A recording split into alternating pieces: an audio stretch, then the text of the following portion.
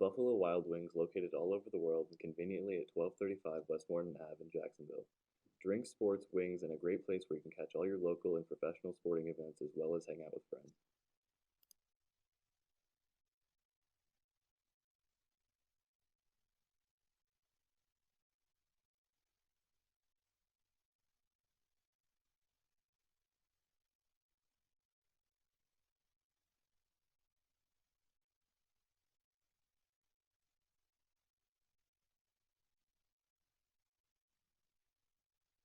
The Air National Guard is recruiting now. Contact Travis Littig at 217-971-2764 for more information.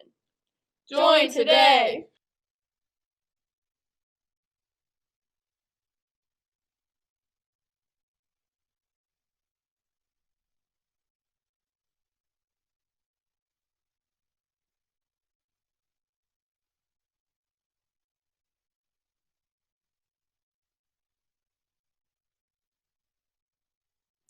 Scotty's is the locally owned and operated gas station and convenience store with friendly staff. Stop in today to fill up conveniently located at 10 East Cherry Street, Winchester, where they have something for everyone.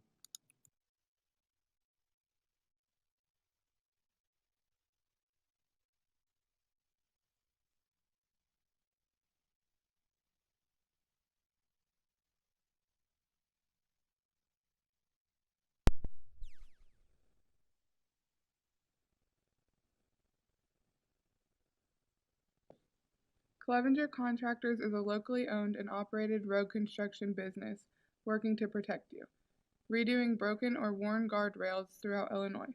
Located at 355 Naples Road in Bluffs, Illinois. Contact 217-754-3411 for more information.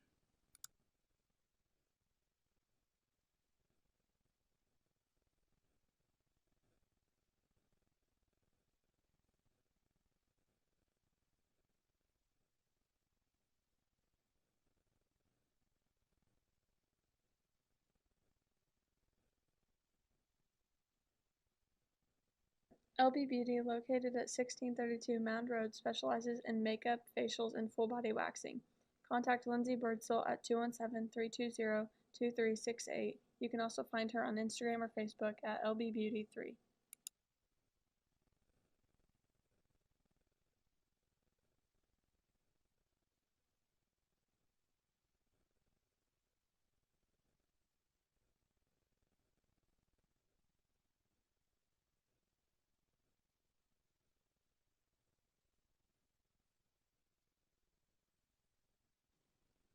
Support a small, locally owned and operated business by giving Gregory Electric a call at 217-370-8938 for residential or commercial projects and for all of your electrical needs. Located at 652 Hart School Road in Winchester.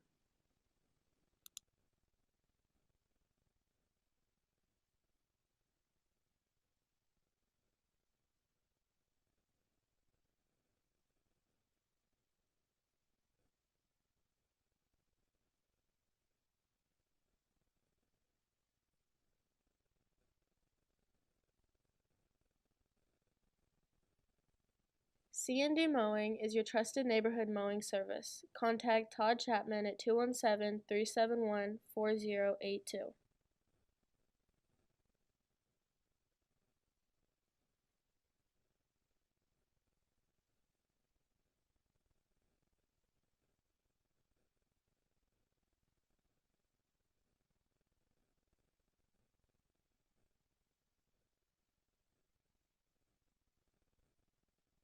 Four in One Trucking is a local business that can handle any of your trucking needs. Hauling dirt, road milling, or even rock today, contact Angie Slagle at 217-473-1206 to schedule your appointment now.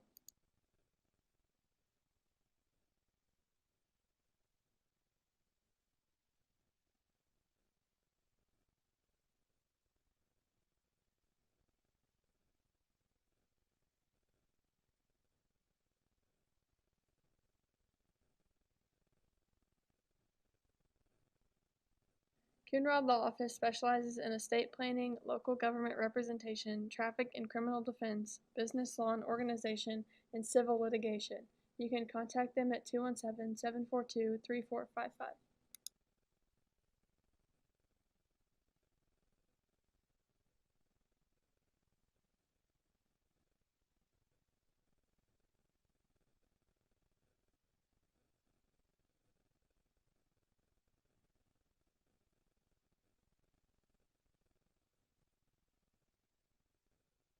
With 20-plus years of experience in the graphic design industry, Jamie Wisdom Design specializes in custom designs for businesses and also offers spiritwear clothing, boutique clothing, tumblers, bags, etc.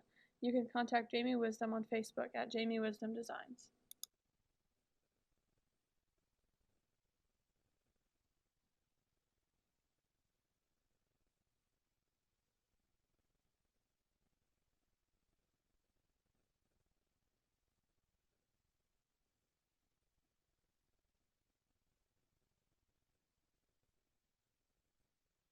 Benton & Associates has over 50 years of experience as consulting engineers and land surveyors. Call them at 217-245-4146 or find them on the web at www.bentonassociates.com.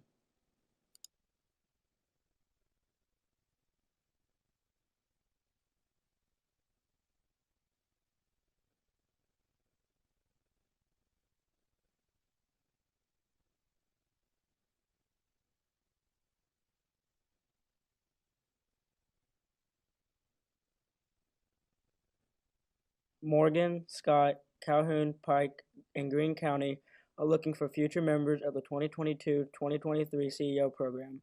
If you are interested in joining the program, please contact either Jennifer Sellers or Sean Reneker at Illinois Electric Cooperative at 217-742-3128.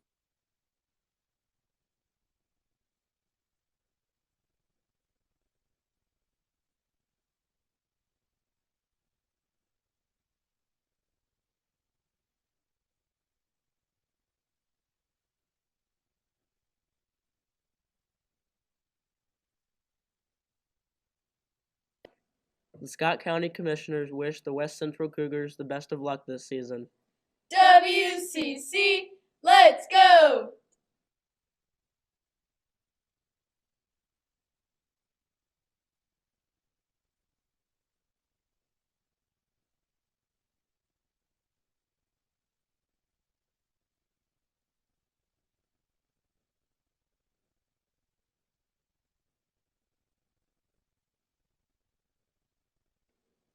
Peak Insurance Agency located in Winchester, Illinois. Call 217-742-9595 to speak to an agent for the peak of protection on your home, vehicle, and other insurance needs.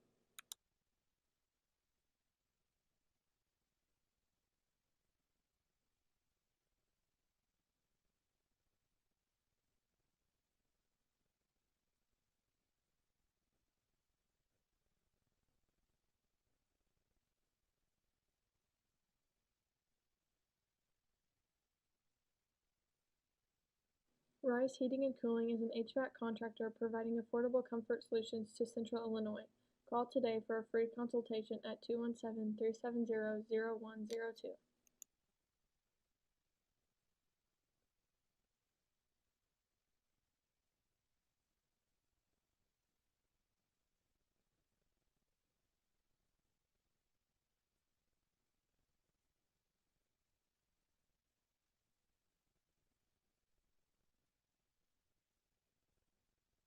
Jameson's Future Swings, located in Jacksonville, is available to help kids improve their baseball and softball skills.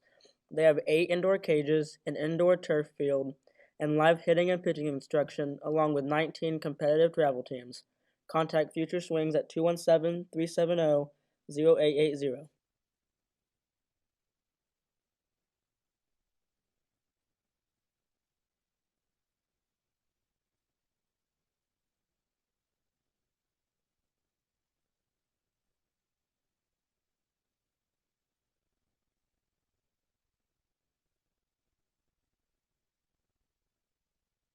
Stein Seed Company is the largest independent seed company in America, focusing on genetics, biotechnology, and agronomy. Call Brian Taylor at 217-473-8977 for more information.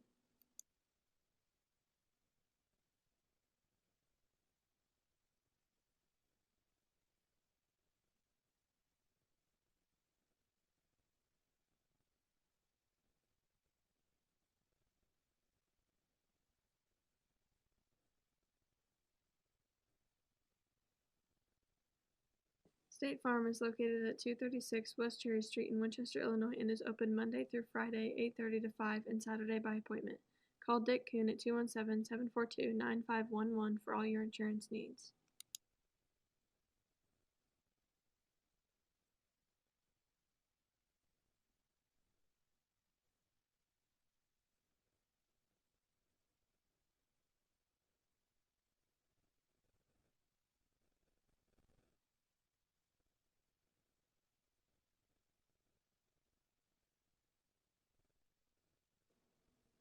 Farmers State Bank is a small bank with 4 separate locations. It's a great place to start a bank account with a local small business. Open today from Monday through Thursday anytime from 8 a.m. to 4:30 p.m. and on Fridays as late as 6 p.m. Come by at 25 East Cherry Street in Winchester, Illinois.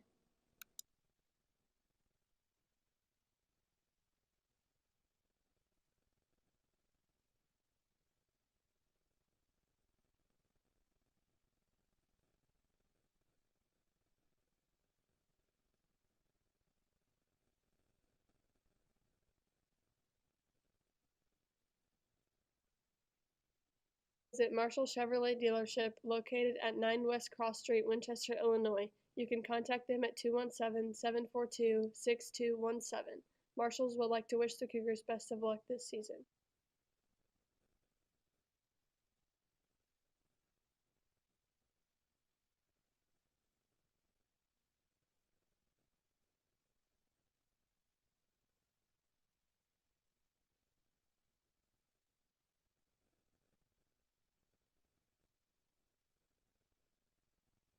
Smith Gold Milling Service is located at 780 State Route 106 in Winchester, Illinois, and has been serving the Winchester area for almost 7 years. Contact Lance Smith at 217-370-4212 for all your asphalt or milling service needs.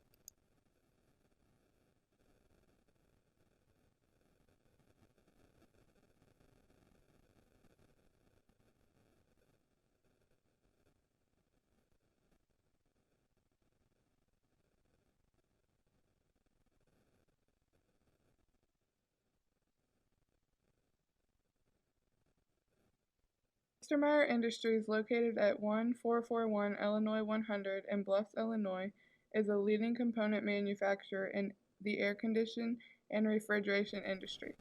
To contact Westermeyer Industries, call 217-754-3277.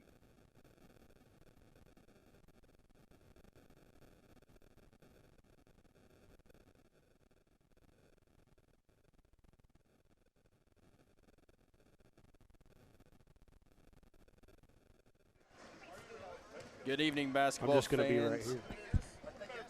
There you go, Aaron Littig. Welcome back, bud. Go ahead and interrupt the broadcast. The city of Winchester would like to wish the Cougars a welcome good to luck on their season. day 2 of the 99th tournament. We are here with 2 quarterfinal matchups. First one being played tonight will be Liberty versus Carrollton. Liberty is the number 1 seed coming in to the tournament, and they survived and advanced on Saturday with a 1-point victory over Camp Point Central. Came down to the wire, and there might have been a little controversy at the end. But United that's for everyone Community else Bank to of decide, not Winchester us. is based in Illinois They will with be multiple playing locations Carrollton, and a who great was place to open your victorious account today at 60-25 21 over East Market North Street, Green. Winchester, Illinois. They're This wishing the matchup, Cougars the actually, best to of tell you luck the truth, in we're their going to see the season. leading scorer of the tournament here with Caden Breckon from Carrollton. He led all scorers Saturday with 16 points. Yeah. I figured Liberty Eagle would be on that list, but they are not. So just a quick rundown of what happened Saturday. Game 1, Liberty Camp Point, we already said Liberty won 42-41. Carrollton First won National 25 is a or well-founded 60 bank to with a strong 25. structure with In that game branches 3, throughout 7 different Routt states. Easy beat accessible ATM Calhoun spread all 68 to around 20. Illinois. And Game it's number run and 4, operated by your Triopia community. versus Carlinville. Coming into a nationally Triopia trusted came bank out on today top at 26 West Cherry 46-24. Street, That will Winchester, be Illinois. game number 2 tonight.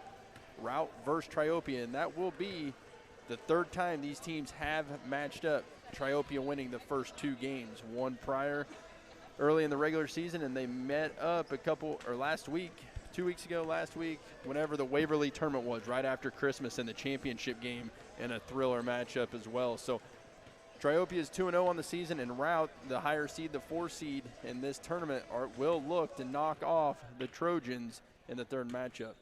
In our afternoon session, the number 2 seed Porta AC Central knocked off Greenfield Northwestern 81-30. Payson Seymour, the 7 seed, knocked off Pleasant Hill, the 15 seed, 66-19. The home team, the West Central Cougars, beat Griggsville Perry, a matchup that the Cougars were looking forward to after getting knocked off by the Tornadoes early in the Turkey tournament. West Central won 62-38. In our nightcap, Brown County won convincingly over Berry Western 62-17. So like we said, tonight's matchups will be 2 quarterfinal games, Game 9 and Game 10. Liberty Eagles versus the Carrollton Hawks, and the Routt Rockets against the Triopia Trojans. We got 5 minutes till tip-off. We will be back very shortly with a few more pre-game things to talk about, and we'll be back.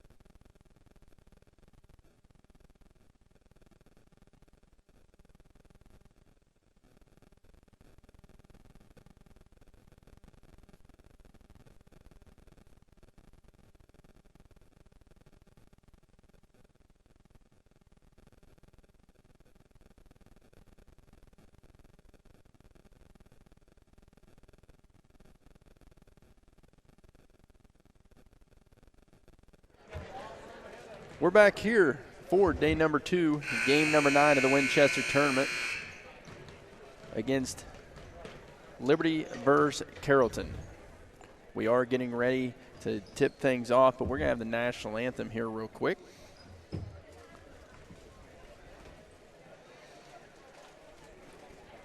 Getting everything kind of finalized, and only 2 games tonight, so we were able to sit up a little bit earlier and get organized. Doesn't happen often, right, Denny? No, never. I'm still scrambling. So Kent Coltis is on the mic. We are getting ready to do the anthem. We are going to take a 2-minute break for the anthem, and we'll be back.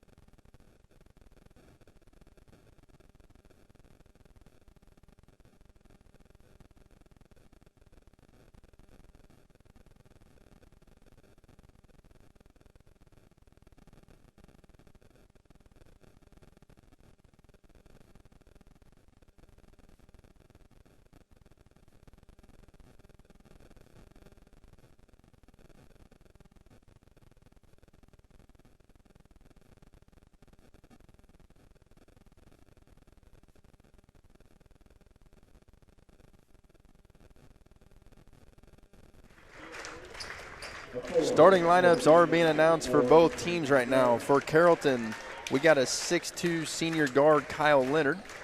Also a 6'2 senior guard, Grant Pullman. If any of you watched IHSA football 1A, that was the connection, quarterback to receiver. We also have a forward, a 6'4 junior, number 24, Caden Brecken, a 6-foot senior, Ethan Harrelson, and number 33, a 5'11 senior, Gus Coonrod. The Hawks are going to be coached by Tony Rhodes. Now for Liberty, we're going to have a 5'11 senior, number 1, Reese Knuffman. Also a 5'11 senior, number 11, Cannon Wolf. Cannon Wolf was the player who ended the game for the Eagles on Saturday, knocking down a clutch free throw with no time left on the clock.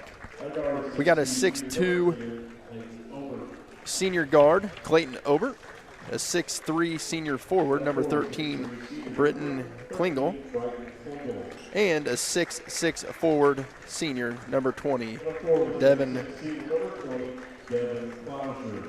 Clauser. Eagles will be coached by Greg Altmix. And our officials, Paul Morale, Dave Riedel, and Mark Newhouse. He's retiring after this year, after 41 years, including 8 at the Winchester tournament, Mark Newhouse. They are honoring Mark Newhouse. He will be retiring from officiating after this year. 41 years doing a thankless job. Is that from experience? Officiate, do it? Kind of. Liberty with the tip. Down to Wolf. Trying to get it inside to Klingel, and it is a turnover.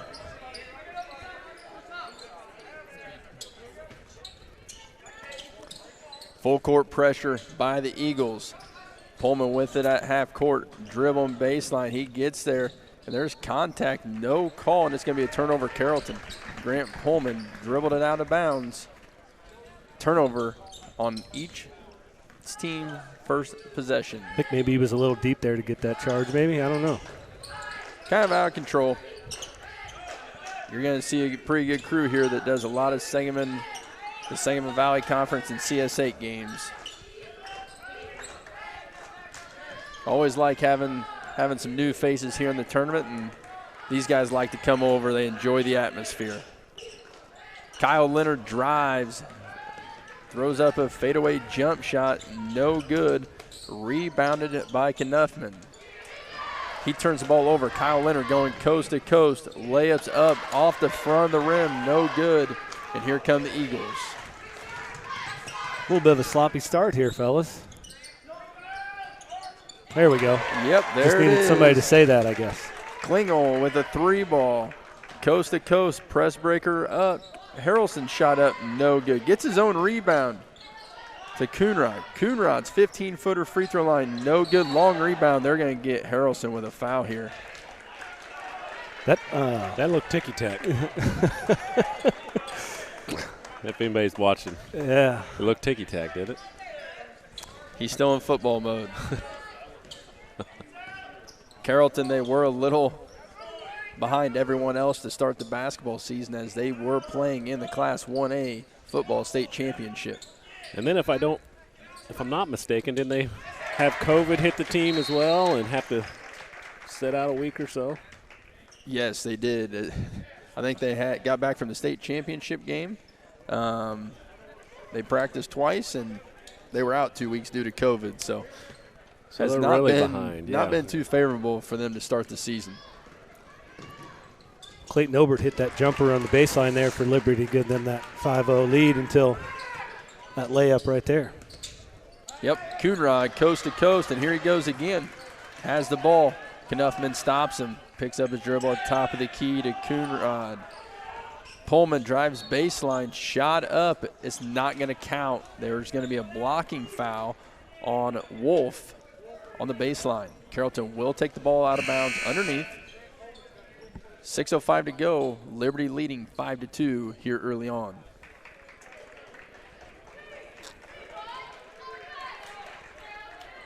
Coonrod inbounds the ball, Leonard inbounds the ball to Coonrod. Coonrod jump shot up and good. 5-4 Liberty. Knuffman with the ball up top to Wolf. Wolf 3 balls up, no good. Fighting for the rebound, and they're going to get Powell with a push from behind. Harrelson doing a very good job boxing out. Will be a second team foul on the Eagles. I think it'll be interesting to see the physicalness of this game. I think Carrollton will probably want to try and make it physical, and Liberty's big, so we'll see if that how that matchup goes for each team.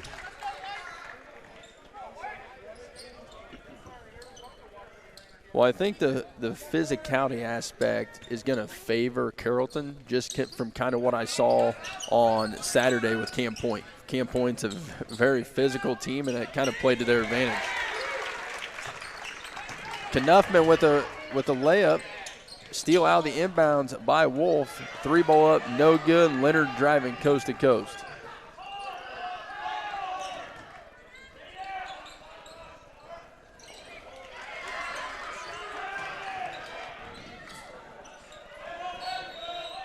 I don't know. There's some extra physicalness in this game that doesn't feel like full-on basketball plays right now. I hope we get this thing going. Not a whole lot of flow here early on. A lot of whistles of stoppage of play. So we're just 3 minutes in. We'll get going here. Obert's baseline shot, no good. Rebounded by Pullman. Rebounded it deep. Pressure was there, but they got outletted to Leonard. Leonard, very nice contested layup for 2 more points for the Hawks. Tough shot there because that was good D from Knuffman.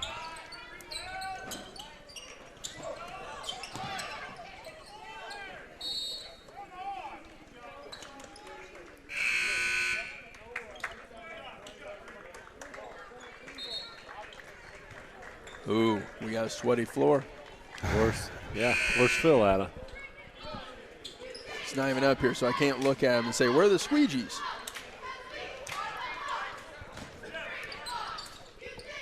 Pullman taking the ball out of bounds. Full court pressure by Liberty. And Robbins has entered the game for the Eagles. Coonrod, 3-ball from the wing, no good. Klingel with the rebound. And here comes Liberty pushing the ball. Obert, 10-footer, no good. Robbins knocks it out of bounds, trying to get the offensive rebound. Possession, Carrollton.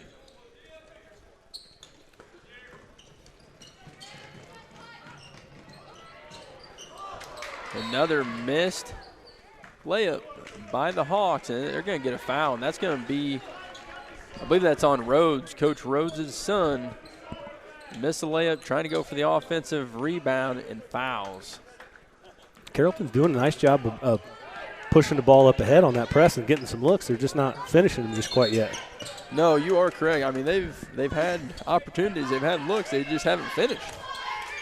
I mean, if they knock down half the shots they missed, they got 12 points so far. And it's not like they've been deep shots, just missing some easy contested shots, but part of it. Wolf's 3. Good find there by Wolf. It was no good. Got his own rebound and got it down inside to Powell, and Powell muscles it up for 2. Halfway through the first quarter here, Liberty leads 9-6. Pullman with the ball up front, dribbles, shot up, no good. Here comes Robbins. Robbins shot up, finger rolls up and good. 11-6, Liberty.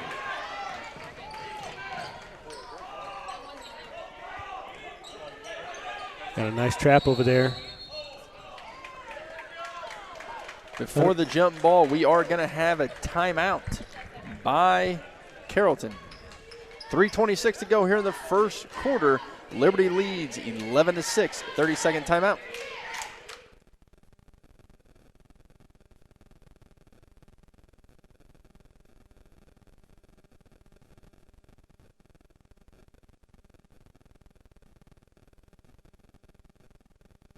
Is there?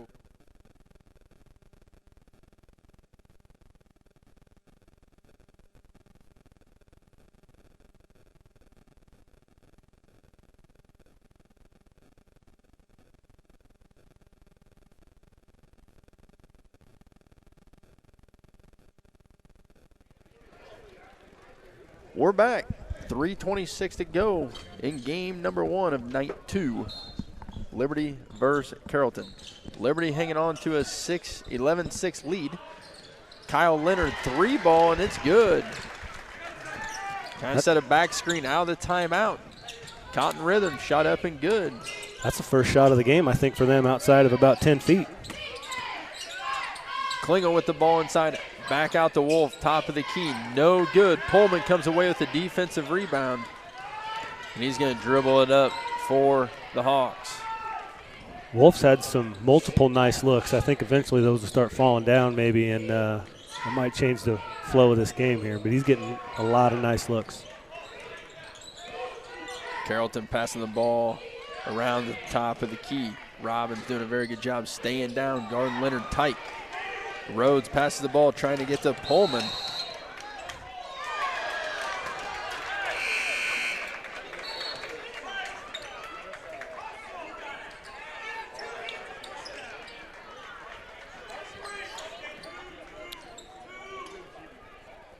There's no over and back, which I thought was going to be the call, and it's going to be Liberty basketball. I think Coach Rhodes kind of has a point there that is knocked out by Liberty, but I think all of us up here thought it was going to be over and back, so we weren't sure what was going on. Knuffman with the ball, gets it down low to Obert. Obert goes up and is fouled hard by Harrelson.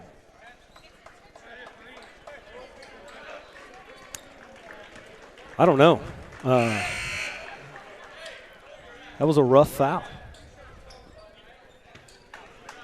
That's going to be Harrelson's second foul here early in the first quarter. Obert headed to the line for 2 shots, looking to extend Liberty's 2-point lead.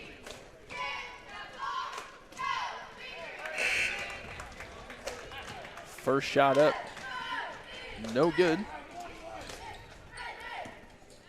Heath enters the game for Harrelson. Second shot up and good. Here comes a full court pressure. Gets it outletted to Rhodes. Rhodes tips it to Pullman. They break the pressure.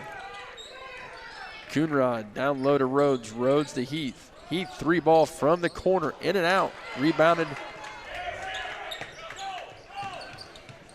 Rebounded by Clauser.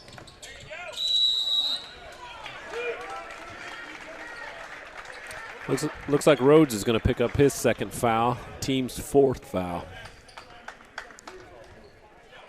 So Harrelson has 2, Rhodes has 2.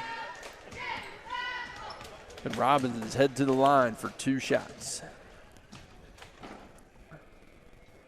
First shot's up and good. I almost thought it was going to hang in the back of the rim like we had on Saturday. We had one stuck. I haven't seen one of those in a long time. And that one had the potential to do the same thing.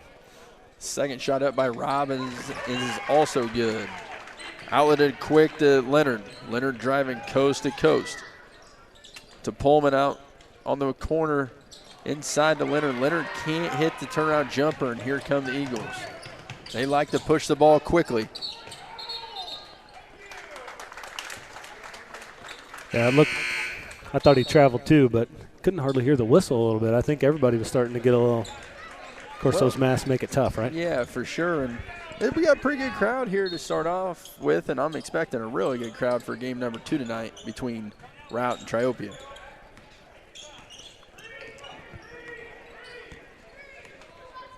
(14-9) Liberty. Coonrod dribbling the ball up the floor for the Hawks.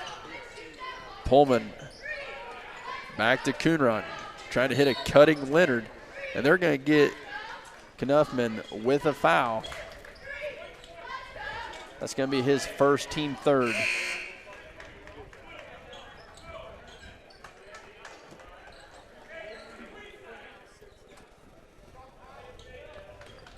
Leonard taking the ball out of bounds underneath. 1-4 low set. Tried to set a screen for Leonard, and nothing's there, so they're going to dribble it back out and set it up.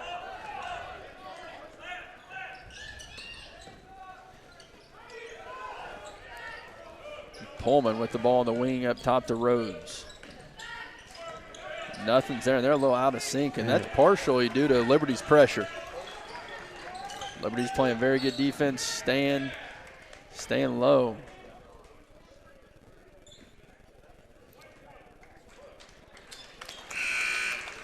We're going to get another foul here on Liberty, and that's going to be another one on Knuffman. That's his second. Yeah, that's one thing I noticed from Liberty on Saturday is their defense is outstanding. A lot of ball pressure, don't get beat off the dribble, frustrating people in their half-court set. And Carrollton wasn't sure what they were running there in that half-court. Yeah, and I think a couple of these fouls, and I think it's a kind of partially due to Carrollton's physicality. They're coming out and trying to be just as physical. And I've had the opportunity to officiate Liberty, and they like to play up-tempo offensively. They like to play pressure defense, kind of handsy on defense, and Carrollton's coming out being completely physical, so they're trying to match it, and they've got a couple quick fouls here. And I think they're trying to match, and it's like the retaliatory I can't say it, you know what I'm saying. It feels like they're getting caught on the second guy. Yep, I would agree with you. Pullman, spin move, banks it in from the free throw line. We got 30 seconds left here in quarter number 1. Liberty leading 14-11.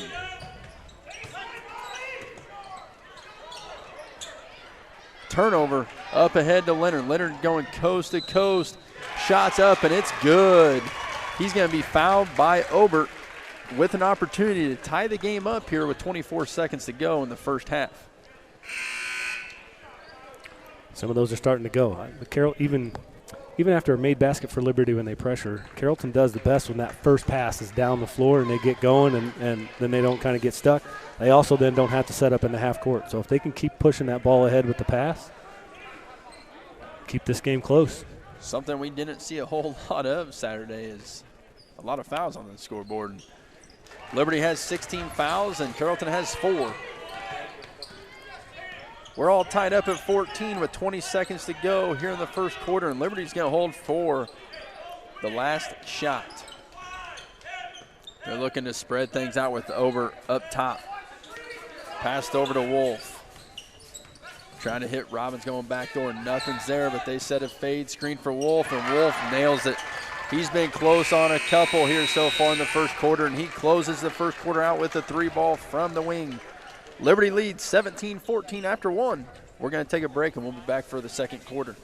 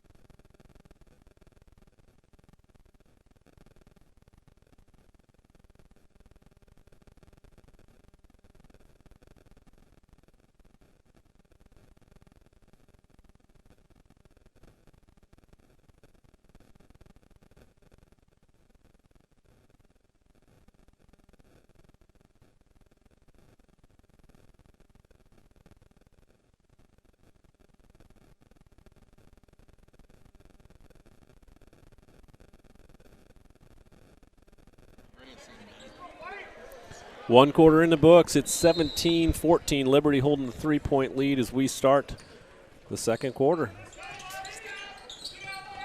Wolf with another shot from the corner. No good. Ball tipped to Coonrod on the defensive rebound. I tell you what, both these teams very athletic, but it's probably going to come down to who can control the turnover battle here right now, as Liberty has 6 turnovers in the first quarter, and that with their Carrollton being their 5th turnover of the game already. Robbins with a skip past to Wolf. Wolf, another 3-ball in and out. Rebounded by Robbins. Robbins couldn't get it to go. Rebounded by Coonrod, out to Leonard. Leonard pulls it back up.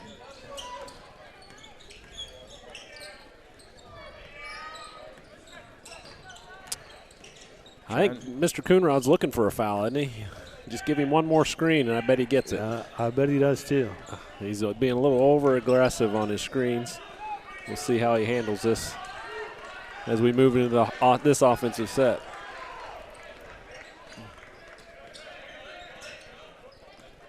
Love Liberty's defense. They're that on-ball pressure. They're in help positions all the time. They've really got Carrollton looking confused on what to do offensively. Well, Carrollton being super athletic wants you to get up on them, especially on the weak side when they don't have the ball, and that's not what they're going to do. A little behind-the-back pass by Leonard. No one was there, but guy got tipped away, and Heath comes away with it and has a layup for 2 more points. Wolf with the ball up top, tried to skip it down low, picked off by Leonard. Leonard with the turnover. Here comes Ober. Klingel's shot, no good from 3. Saves his own shot to Robbins. Robbins to Wolf. Wolf kind of off balance there, no good. Another opportunity. Wolf with a runner and gets it to fall. I appreciate that young man right now because he's taking the shots that are given to him. He's not made a lot, but his face isn't changing, his body language isn't changing. He's just going for the shot that's there.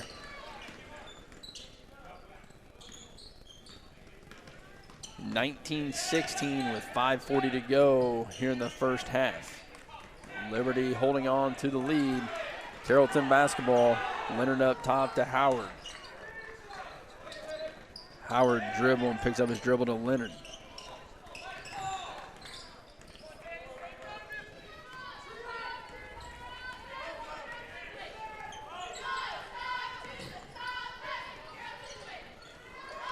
Leonard takes a shot, no good. Wolf with the long rebound, pass ahead, almost a turnover.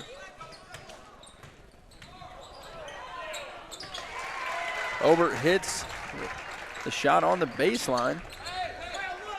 A lot of people would potentially say offensive charge there, but if this is college basketball, that's a warning for a flop. Yeah, for sure. I mean, it's a good effort. Yeah, because you might get that call.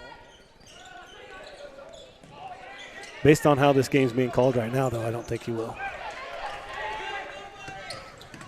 Good hustle there by Robbins. Robbins comes away with the loose ball underneath the hoop, and he's going to be fouled by Howard.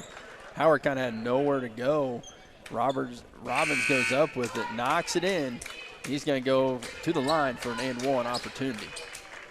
In that situation, if you're Howard there, you just let him have it. Yeah. Unless you're going to jump and try to block it, don't let him get the shot up. Kind of in a no-win situation. Yeah. Try to avoid that contact at that point.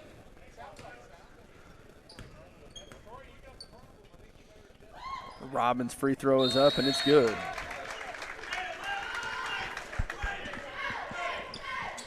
Just like that, Liberty up to an 8-point lead. 4:36 to go in the second quarter. Full timeout taken by Carrollton.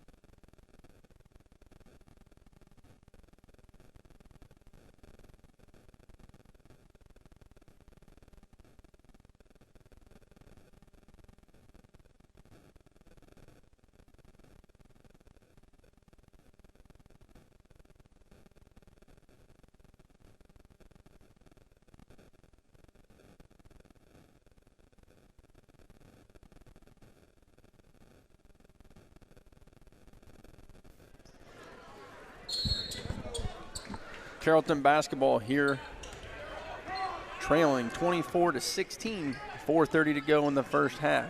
Pullman bringing the ball up the court. Over to Brecken. Brecken to Coonrod. Coonrod picks up his dribble. Brecken had a nice cut there. Coonrod just missed him.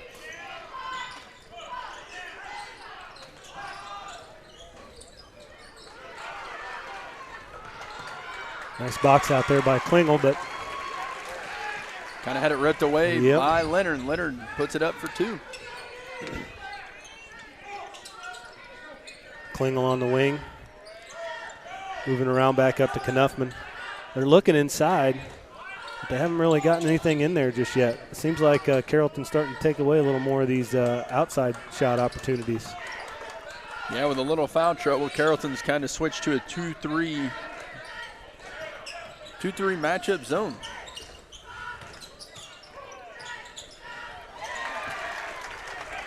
Knuffman with the drive and the dish to Klauser for a layup. Good finish with the left hand. 26-18.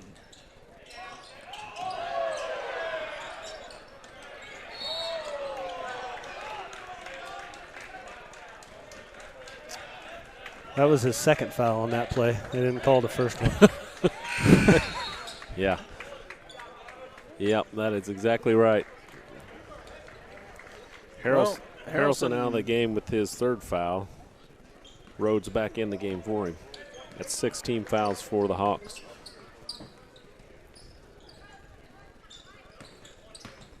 Obert with the ball inside. Floater no good. Loose ball. Klauser comes back with it after coming away with it, and he's going to be fouled by Coonrod. And Liberty's just kind of out-hustling Carrollton on the boards right now. Absolutely. Coming into the game, Liberty definitely has a size advantage. I mean, yes, their two guards are 5'11", but the rest of their players are 6'2" and taller. And long. Yeah, and you saw that shot go up, and the shooter got his own rebound. That means Rhodes wasn't boxing out. Don't think Coach wasn't telling him, son, about it. Klauser knocks down both free throws, and that gives Liberty the first double-digit lead of this game. 28-18, under 3 minutes to go in the first half. Carrollton with the basketball. Pullman up top. Drives, picked up his dribble, nothing's there, out to Leonard. Leonard setting something up. Over to Pullman.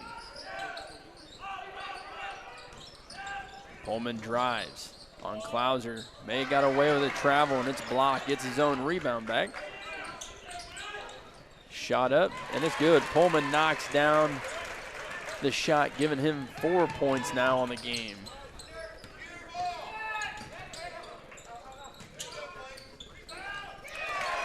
I think Liberty's trying to push the ball a little bit more now and maybe get out of the half-court set, because they seem to be ball goes in, get a rebound, trying to get something on a That's the way they like transition. to play. They want to play fast.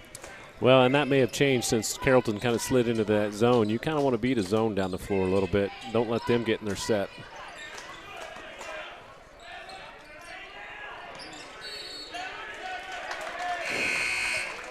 Three-second violation called. That'll be another turnover on Carrollton.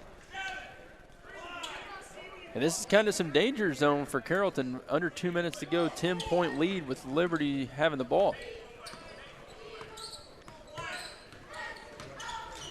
Robbins drives, nothing's there, kicks it out to Klauser. Klauser shot no good, but Klingel gets the rebound and up.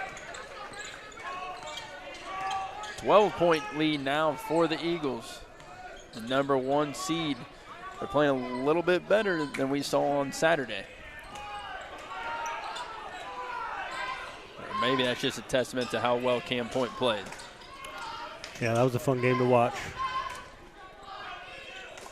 Pullman to Rhodes. Crossed all the way to the corner to Leonard. Screen coming. Robbins jumps it. And now they have Leonard trapped. Leonard tries to get it back to Pullman. It's going to be stolen by Wolf. Wolf's layup's up and good. 34-20. We're under a minute. And Liberty's just putting on a clinic defensively, in my opinion. I know Coach has talked about it quite a bit. You know, getting the trap, the defense rotates and gets that steal. Well, Liberty does a phenomenal job hedging those ball screens.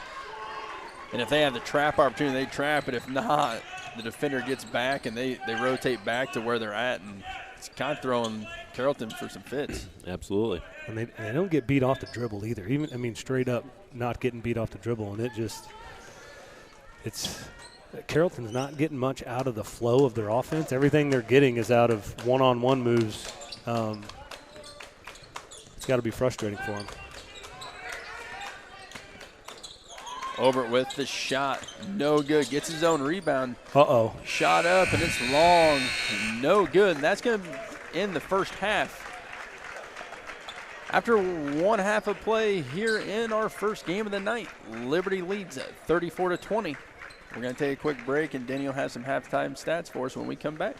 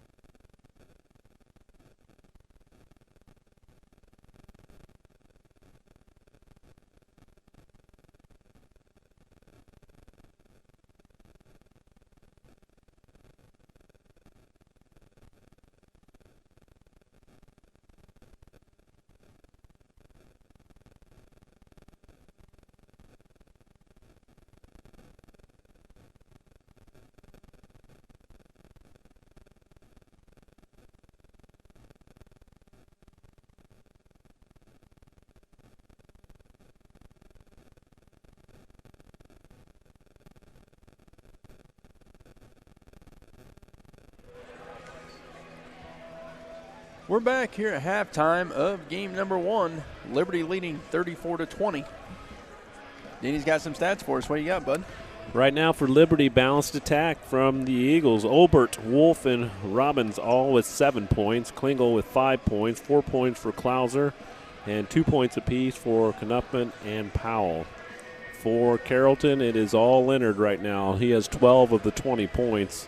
4 points for Pullman, 2 points for Heath, and 2 points for Coonrod. Story, really a close game here in the first quarter, and then Liberty just kind of imposed their will defensively, outscoring the Hawks 17-6 in that second quarter. So really impressed with the way they're playing defense, and not only just on-the-ball defense, as Coach Liddick has pointed out, but just team defense. You know, they're all rotating in behind on a trap. They're getting Carrollton caught in the trap, and Carrollton's thinking they've got that open man, and they're gone. They're stealing it. They've really calmed down, Liberty that is, on the turnovers. They had 7 in the first quarter and now have 8 total for the game, and the Hawks have 9 total turnovers for the game. So, again, Liberty has kind of calmed down, and you can tell that, really clamped down on defense, and that's kind of the difference there in this game, especially in that second quarter. Yeah, I think it came whenever they started eliminating the transition possibilities that Carrollton was getting buckets on. Got Carrollton in half-court sets and clamped down on D, and then they just haven't been able to get good, nice open shots. So. Absolutely. Kind of taking them out of their rhythm. I don't think Carrollton's ever really a half-court offense. They're running to get up and down the floor and get some transition buckets, and Liberty's done a nice job after the first quarter really taking that away. So with 4 minutes left to go here in the halftime, we'll take a 4-minute break and be back with the third quarter. The Hawks.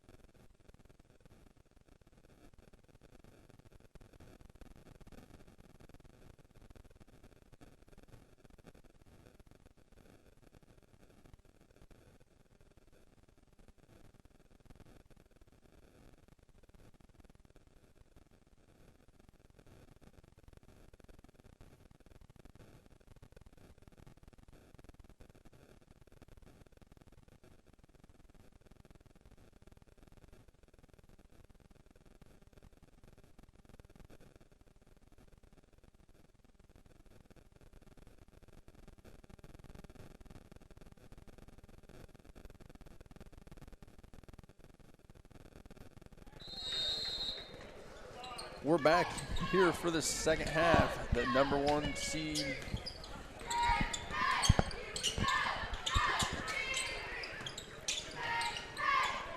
We hot? Can you hear me?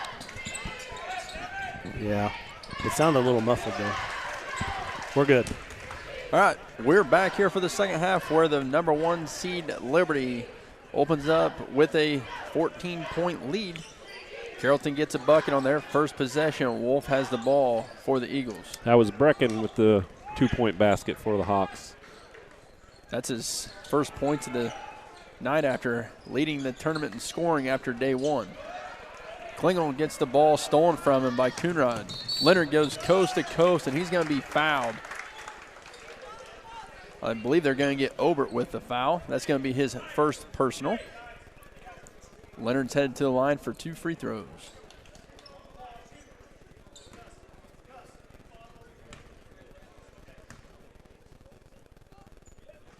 First shot is up and good. While he's shooting his free throw, we're getting ready to start a big game on ESPN National Television. Alabama versus Georgia. Who you guys got? Alabama. Roll Tide, baby. I'm going Georgia. Oh. I'm going Georgia. One, they got embarrassed by Alabama, and I think they're going to be ready for this one. Well, anything can happen. I know that Alabama goes in the number 1 seed, and they are not the favorite. I believe Georgia's the 2.5-point favorite to start the game. So we'll see what happens. Game being played in Indianapolis at Lucas Oil Stadium. Wolf hits a 3 there for Liberty. Their first good look in the second half there. Liberty sticking with their strong man-to-man D in the second. Get a travel. Travel on Rhodes.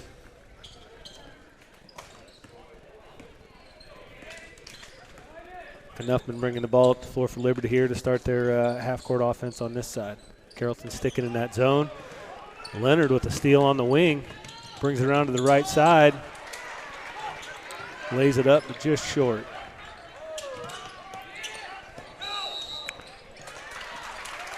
Oh, we got a travel call there. Yep. Leonard missed that layup, but him and Pullman both, were there following that up and decided to try and put some pressure in there, and then I think it caught Liberty by surprise, forced a turnover. I think the offensive players expected Pullman to come at him, and Pullman did a nice job at, 1, taking a good angle, but 2, kind of popping back when he thought he was going to make contact, and he just walked him right into a travel. Coonrod with the ball. Kind of an elevator screen for Brecken. Brecken's 3 ball from the top of the key, no good. Good box out there by Klauser. Up ahead to Obert. Obert drives baseline, nothing's there. Kicked out to Klingel. Robbins thinks about the 3, nothing there. Low block to Obert. To Robbins, reverse layup, no good. Rebounded by Rhodes, tries to outlet it to Leonard, and it's going to be knocked out of bounds by Wolf. Rhodes just kind of turned and chucked it, had no idea where the Liberty defense was at, and thankfully it wasn't a turnover. 5:42 to go here in the third, and Harrelson will re-enter the game for the Hawks with 3 fouls.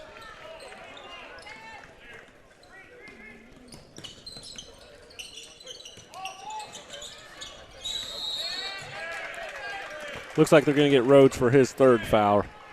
Just great position by Klauser. That's 2 box outs in a row by Klauser. That's been like a physical, fundamentally sound, I'm going to hold my spot box out. Absolutely. So it'll be interesting to see how Coach Rhodes plays this with his son with 3 fouls. I know Harrelson has 3 fouls, so looks like Rhodes is going to stay in there. Pullman comes away with the defensive rebound. Over to Rhodes. Rhodes picks up his dribble, hounded by Klauser.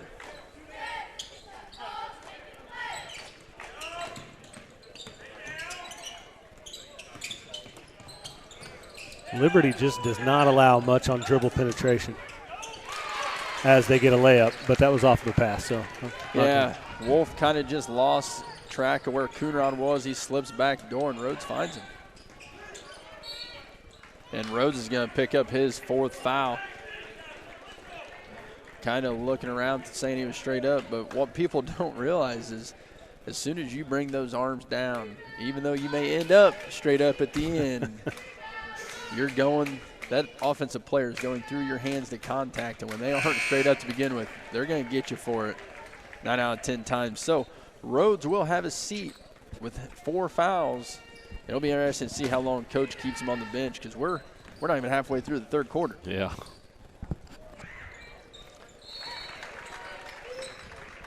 Klauser hits the 2nd. He's going to check out of the game, and Powell will come in for him. Full court pressure here by Liberty.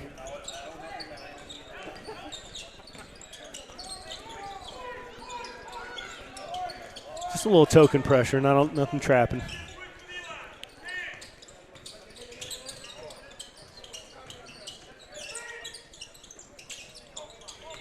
Carrollton moving the ball around the perimeter here.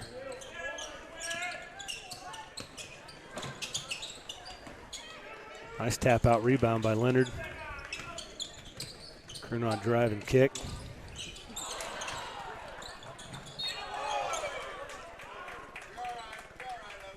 We're going to get a foul on Leonard. Loose ball foul.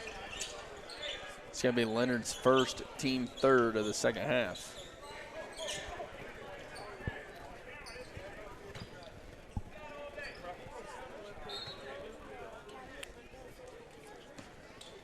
Number 14, is this Tinhouse?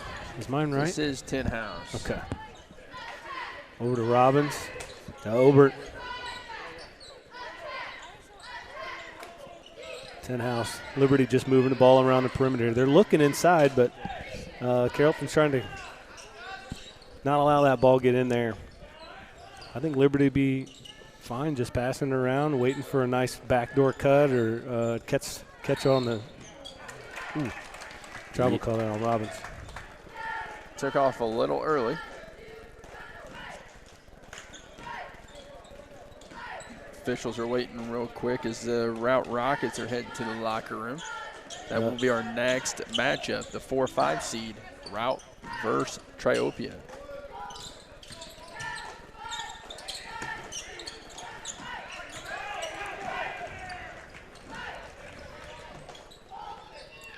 Tinhouse coast to coast, shot no good. Coonrod comes away with it. Outside to Leonard. What a shot. Leonard a little off balance, looking for that contact. Nothing was there.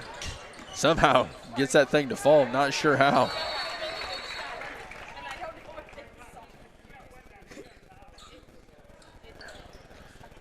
I think Coach Rhodes thought he was going to call a late travel there. He when he blew the whistle there, kind of afterwards, but he's just stopping it to get some so yeah, we got a delay here while we wipe up a wet spot from when Leonard wiped out and made that miraculous layup down there. So be Carrollton ball. 3:03 left in the 3rd.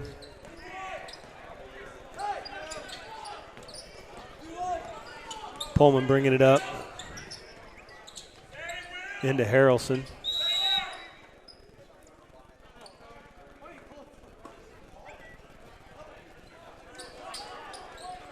Looks like Carrollton called I don't know what happened there. Carrollton called a timeout here. Looks like it's going to be a 30-second timeout. What do you guys got to fill this thing up? Well, there's 2:50 left to go in the 3rd quarter, and we can tell you Liberty leads by 12, 40-28. And again, we've had some a pretty good little play down here by Leonard. I think he caught that pass, and as he was losing his balance, threw it up. And then as Liberty does very well, running in transition, and they're quick to get the points back on the board on their end. So a little bit of a smaller lineup in for Liberty now. Looks like we've got I don't know. I don't see the. Oh, there it is. It's Moss is in there, Wolf, Powell, Tinhouse, and Knuffman. The lead cut to 10. Coonrod turnaround 15-footer. I think if you're Coach Rhodes in that timeout again, you're not looking to tie this game by the end of the third. It'd be great if you did, but just chip away at it and make it manageable as you head into the fourth. Leonard goes up like a receiver, comes away with the pass, almost taken away by Liberty, and Carrollton sets up a half-court set. Down low to Leonard. Leonard kicks out to Harrelson. Harrelson shot's no good. Rebounded by Pullman, and layup is good. 40-32, 2 minutes to go here in the third. Next dead ball, you're going to have 4 Liberty starters coming back into the game. Timeout, Liberty. 1:56 to go. The lead has been cut to 8. 40-32, Liberty with the advantage.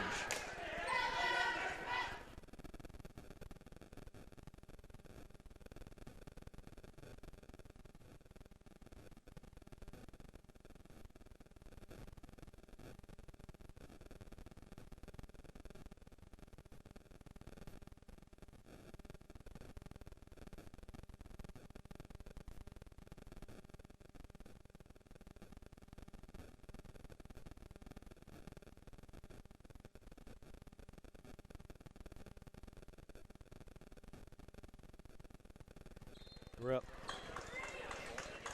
Liberty has their 5 starters back on the floor. 2 minutes to go. I think Liberty needs to find some flow in offense again. Carrollton extended their zone a little bit, and they just haven't had the open looks that they had in the first half. So well, they just got a quick ball reversal over to Wolf. Wolf fakes the pass to the corner, and then gets it inside to Klingel.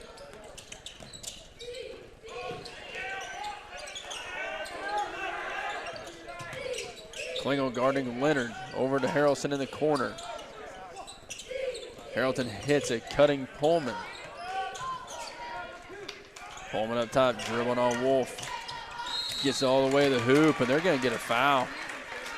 Pullman looked like he was starting to lose his balance, but gets fouled, and he's going to head to the line for 2, and that's going to be on Wolf, his second. Neither team really in foul trouble here in the second half in terms of team fouls. Pullman's first free throw attempt is up and good.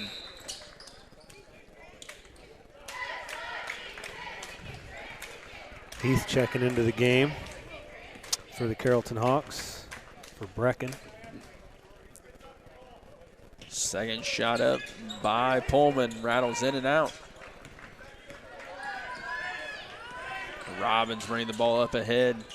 No one was there. Great tip pass from over to Klingel, and Klingel can't finish. Gets his own rebound, no good. Klauser gets the rebound and good. And that's where the size right there has an advantage for Liberty. Just going up and over the top of the Carrollton defenders. And they got an 11-point lead.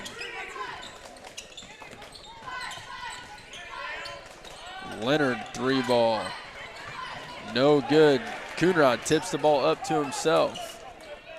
Out to Pullman. Pullman shot up, and he banks it in. And they counted that as a 3 ball, and his foot was on the line. One official saw it, the other one didn't. Yeah, I I can say from right here, his foot was on the line, but. Ooh, that had to be a travel, right? Sure looked like it. Yeah, he did it again.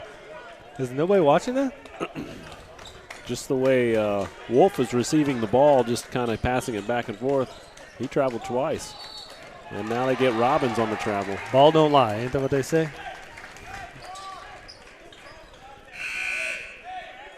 So we're setting ourselves up. 6.1 seconds here left to go in the third quarter. Carrollton will have the basketball. So they did correct it here. It is a 2-pointer. They did get it corrected. So it is a 44-35 Liberty lead. 3, 2, 1. Shots up by Brecken and no good. So Liberty's going to hold on to a 9-point lead as they enter the fourth quarter. 44-35.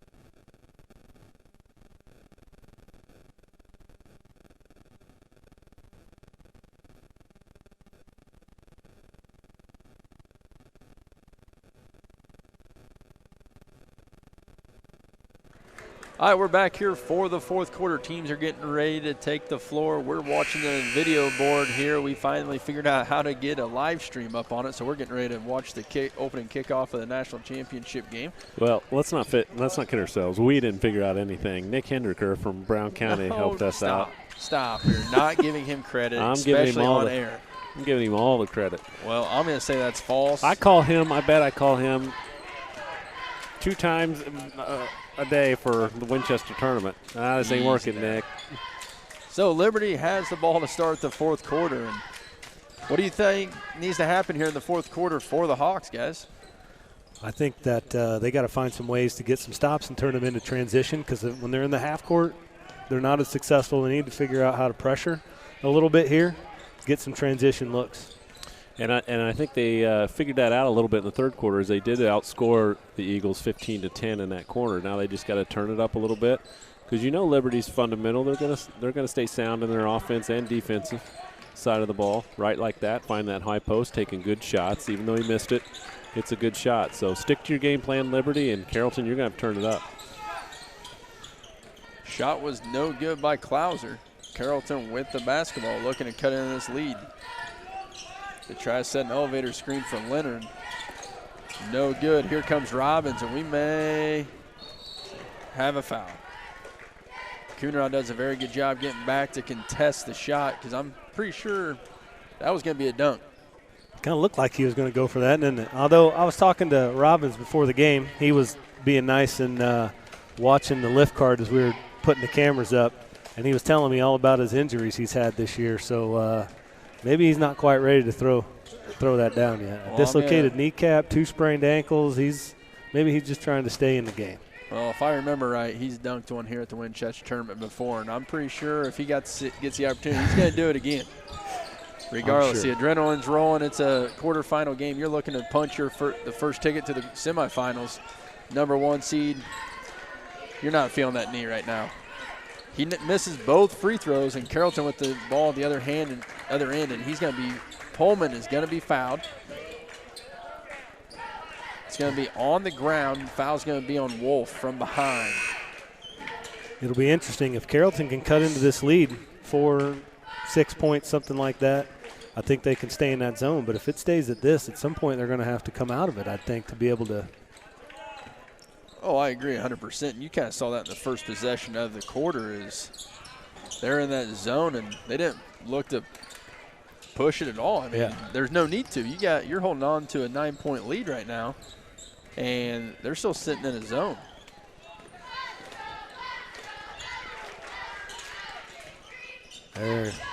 We just talked about Ober. Actually, he's going to shoot it. Ball fake, passes it back out. Nice pass. Nice pass by Wolf back to Obert on that little alley-oop play. Got the skip pass, the defense rotating, and Obert just snuck behind the defense.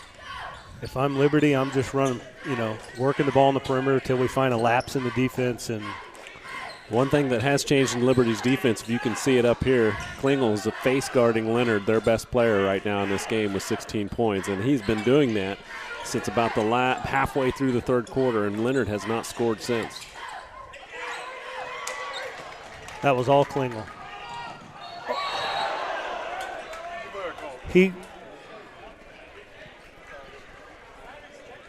I think I can't hardly take that anymore. I mean, that young man needs to have an intentional foul, and he needs to be thrown out of the game, in my opinion. Yep. That was not even close to a basketball play. That's going to get somebody hurt. It was a turnover on Leonard. Knuffman had the ball going the other end, and Harrelson got him around the neck and pulled him to the ground. And kudos to the Liberty Eagles keeping their head on that. That's an easy one to kind of be the second guy there to get the technical or anything else, and they were quick to rally to their guy, and they're shooting free throws.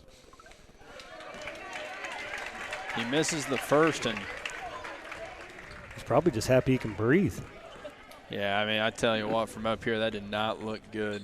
And thankfully, he's not injured. The way he got twisted around, that could have been a knee injury or. For sure. So Knuffman misses both free throws. Ball will be taken out of bounds underneath from the original foul that was on the ground. Harrelson has a seat on the bench. Heath back in. Ball is inbound into Klingel. He goes up for a shot, and he's going to be fouled. Shot was no good, so Klingel will shoot 2 free throws. Foul was on number 33, Coonrod. Coonrod's third, team 6th.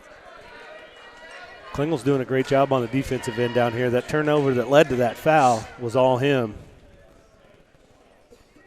Klingel misses both free throws. That actually went off Knuffman's face. They're going to get Wolf on a foul there. And I don't think it was Wolf. I think it's supposed to be. Oh, no, I'm sorry. They gave it to one. I thought he held up both fingers. So they got Knuffman with the foul. That's his third. 5:30 to go here in the fourth quarter. Liberty with an 11-point advantage. A lot of basketball left for an 11-point lead. A lot of basketball left. And I mean, we sit here and talk about how different things can be game changers. Ever since that intentional foul, Liberty's had 4 attempts at the free throw line, and they haven't made one. So, I mean, a little rattled. Things not, I shouldn't say not going their way, but a little adversity here. So we'll be anxious to see how Liberty comes out in the final 5 minutes of this game and closes it out. And, I mean, I look forward to them coming out and having mental toughness. I mean, they're the #1 seed for a reason here. I agree, and you talk about things that can swing the momentum, and we saw that in the Camp Point game with Liberty. You know, Camp Point was on a roll there in the third quarter, and one of their players ended up with a technical, taunting a player, and then it just like took the wind out of their sails for the rest of that quarter, and they had to play catch-up. So with 5:24 to go here in the fourth quarter, Liberty holds on to an 11-point advantage over Carrollton. We got game number 2 coming up next. A matchup that I can say I'm looking forward to, a pretty good rivalry here in the WIVC conference. We got the #4 seed Routt against a 5 seed Triopia. If you weren't on earlier, those two teams met probably about 10 days ago in the Waverly Holiday Tournament Championship game, where it was a back and forth game and Triopia came away with the victory.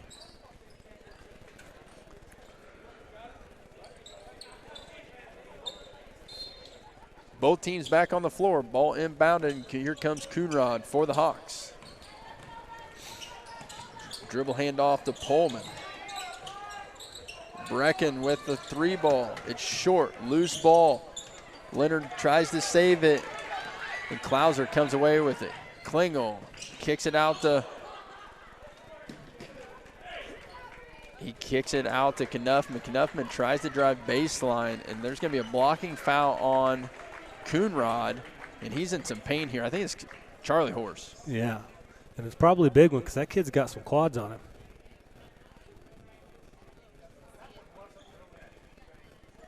Leonard just couldn't, Coonrod just couldn't get to the baseline quick enough.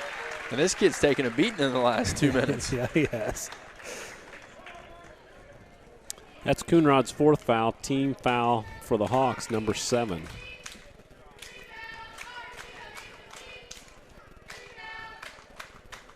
Knuffman knocks down the first free throw, and he's rubbing out that quad right now. Carrollton's in a situation here. They got 4 players with 4 fouls, and that's about it. They have 17 fouls, so Liberty will be shooting in the bonus for the remainder of this game. That's a little, hopefully, maybe that'll change their fortune at the line. They'd missed quite a few free throws in a row, knocked down 2 there. See how that sparks them the rest of the way. Push from Coonrod, shot up, no good. Fight for the rebound. Klauser comes away with it. Oh, May got away with the double dribble there, and here come the Eagles passing ahead, and it's going to be a turnover. Again, I think that's ball don't lie, right? I mean, he definitely dribbled in that corner trying to get control of the ball. Sorry, I got to watch my reaction sometimes. I know I'm live on the air. It's the coach in me. Pullman up top in a 1-4 low set. Pulls up at the free throw line, no good. Heath comes away with an offensive rebound. His turnaround jumper, no good. Robbins gets it, and they're going to get Pullman with a foul. Trying to strip it away from Robbins as he comes away with a loose ball. And that's going to send Robbins to the line for a one-on-one opportunity, looking to redeem himself after missing his last two.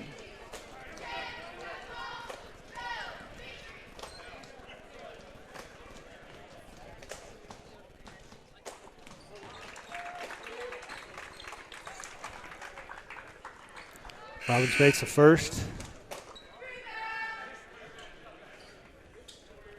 Number 4, Fessler's checking in for Tinhouse.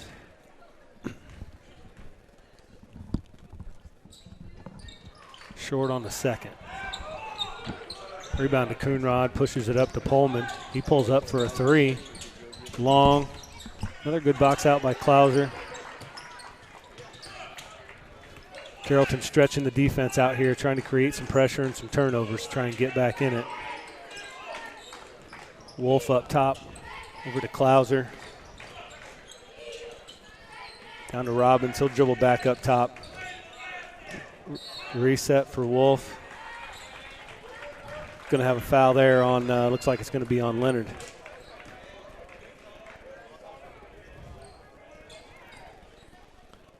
That's Leonard's second, team foul number 9 for the Hawks.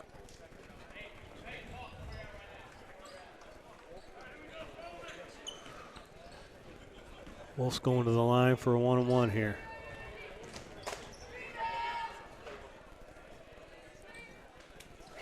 Makes the first. Makes it a 15-point lead.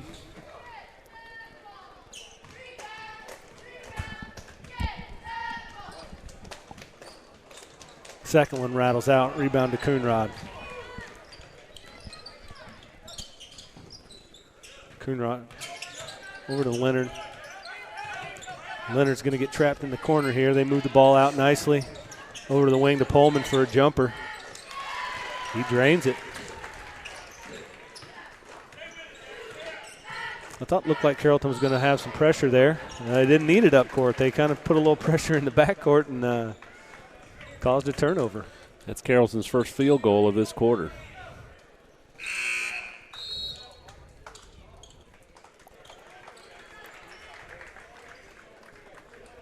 Tinhouse back in for Wolf. Pullman's going to bring it across and set it up in the half court here. Run off a high ball screen. Looking for Coonrod on the baseline. He shoots a contested jumper and drains it. 50-39. Carrollton's looking to maybe get some traps. I extended this defense out, maybe get some traps and some turnover in the half court. And timeout here.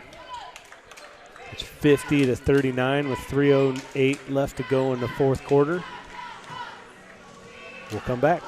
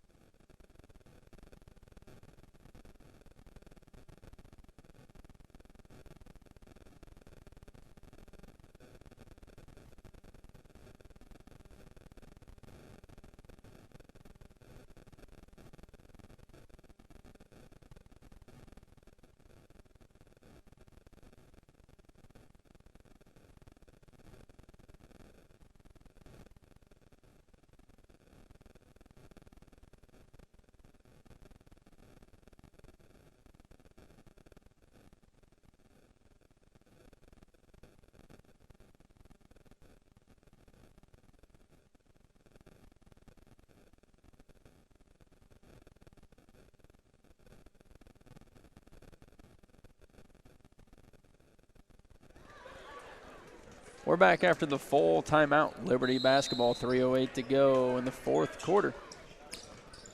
Did that look like a travel too? It may have. Over with the basketball, out to Wolf.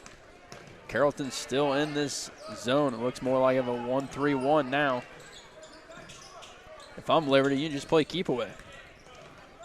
Yeah, not that you want to stall, but take layups only and make them get out of that zone. Well, if you're going to stay in it like this, you're going to have to bring pressure like they're doing right now, trying to trap, force them into bad decisions. I believe that's going to knock Coonrod out of the game for his 5th foul.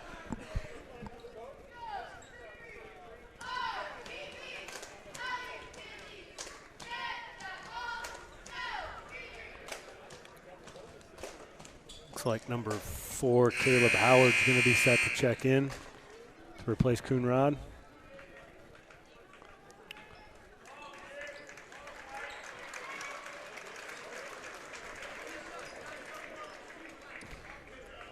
Coonrod will foul out of the game with 8 points for the Hawks. Robbins makes the first.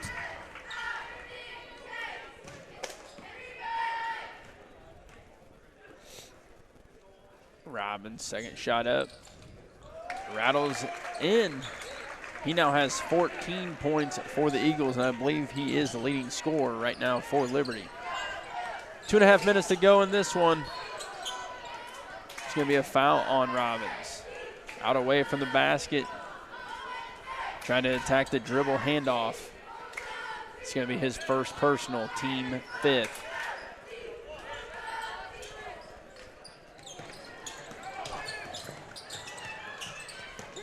That's turnover number 13 for the Hawks. Here comes Liberty. They kick it out. Going to set something up. Going to make them foul you.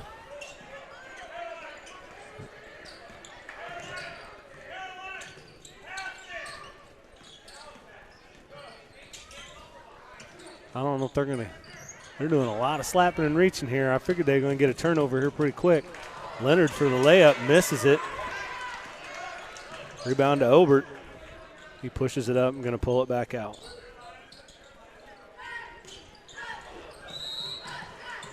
There we get a foul. It's a foul on Heath. His first, and that will put the Eagles in a double bonus, or they may have been there the last time. Now that I'm looking at my book.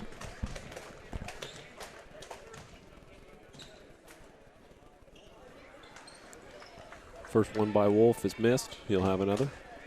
1:50 to go here in the fourth. 52-39. Liberty on top. Drains the second. 53-39. Howard's going to bring the ball up here. Young man Brecken's had some good looks tonight. He just hadn't really gotten anything to fall. And it was the opposite on Saturday. He was hitting those shots. And it looks like, he's got the green light to pull that trigger. Just one of those nights. Pullman picks up foul number 2. Back to the free throw line is Wolf.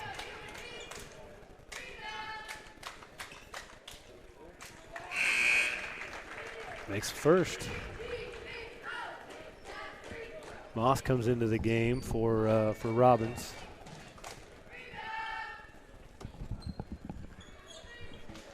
Wolf makes the second. Liberty's still applying a little bit of pressure here just to maybe take some more time out of the clock. 55-39, Eagle lead.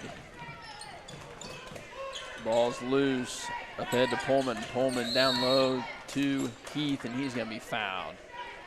He's going to be on the ground. Ball will be taken out underneath for Carrollton. Looks like Leonard set to trigger it in. We're going to have a couple subs for Liberty. Number 25, Tanner Grimm, and number 21, Silas Mixer.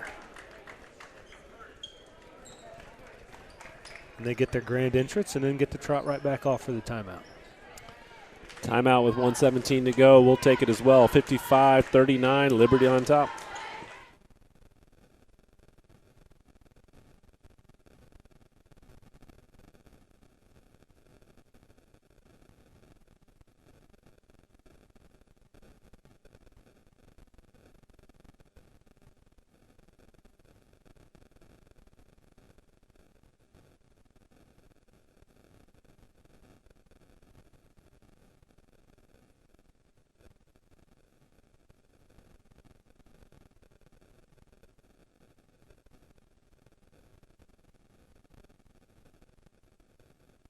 Go.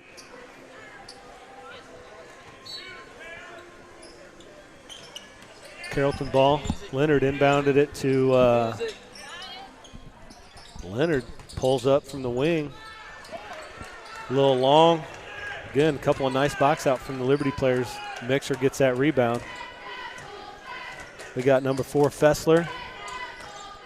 Over to Travis Duke.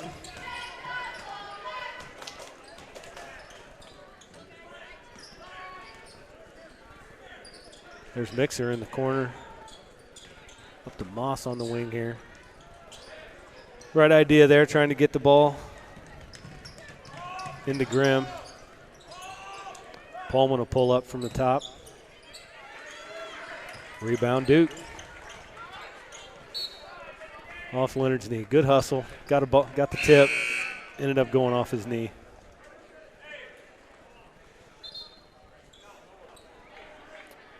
Moss will come out of the game now. Noah Klauser checks in.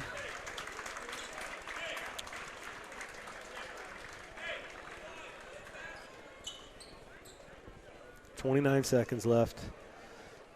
You guys want to say the line? No, you go ahead. You go ahead. Is that that's going to be our line now? Is that the way it's going to be? I don't know. You guys said it a couple times on Saturday. Yeah, we do say it a lot. You say it, Denny. No, I don't want to say it. I'll say it next game. Okay. We know who's going to win the game. We're just looking for the final score. That's right. I think that could be trademarked.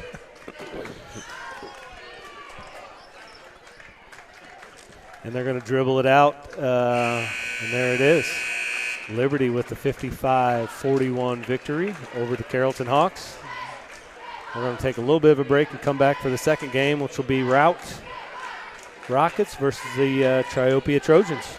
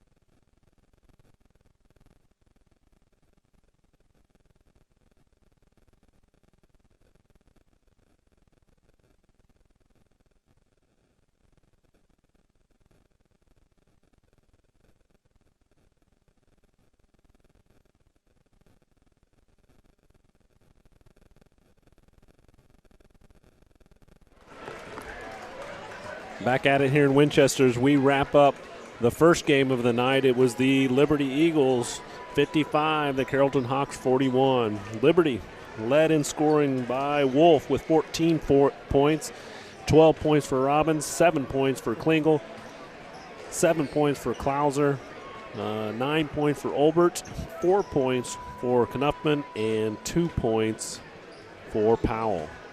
For the Carrollton Hawks, they were led in scoring, and he led all scorers with 16 points. Leonard with 16 points, 11 points for Pullman, 8 points for Coonrod, and then 2 points for Howard, Heath, and Brecken. Again, the score was 55-41. Liberty advances Carrollton will head into the 5th place bracket. And with about 11 minutes to go here before our next game, we will have the Routt Rockets and the Triopia Trojans. So we'll take a break. We'll get you set up for that game in just a few minutes.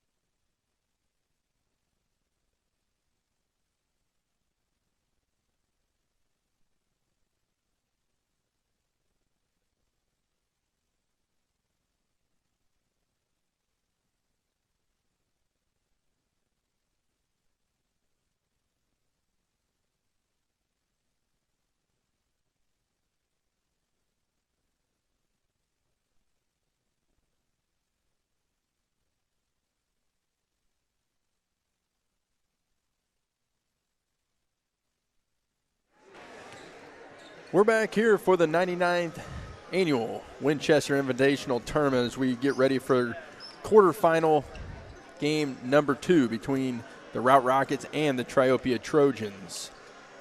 We got 1:50 to go here on the clock. Both teams are to their bench, getting ready for starting lineups. We're watching the national football game. Alabama 3, Georgia 0. It is 100%.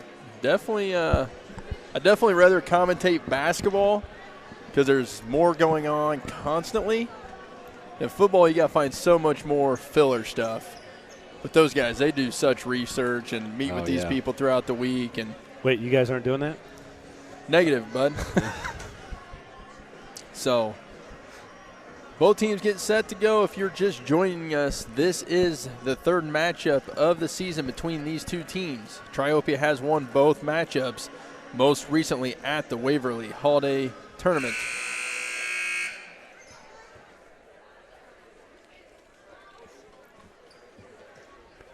Good evening, welcome to our quarterfinal Winchester Tournament game between the visiting team over the Warlords Triopia.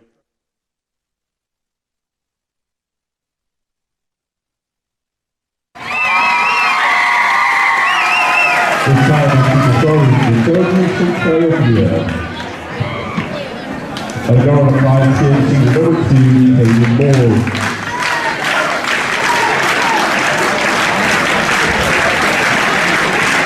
And 5'2", number 5, Cornell Walker. And guard of 6'14", number 23, William Richmond.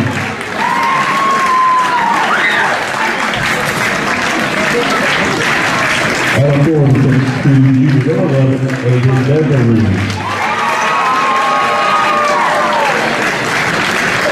And a forward 6'2", junior number 12, Ryan Snow.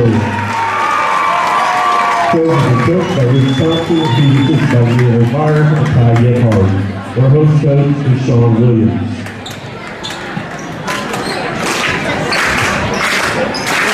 Now let's make the starters. Rockets from Routt. And guard of 5'11", junior number 2, Joe Weatherman.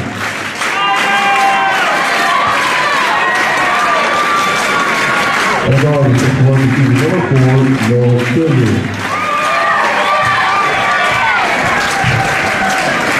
And forward of 6'3", junior number 25, Ethan Walker.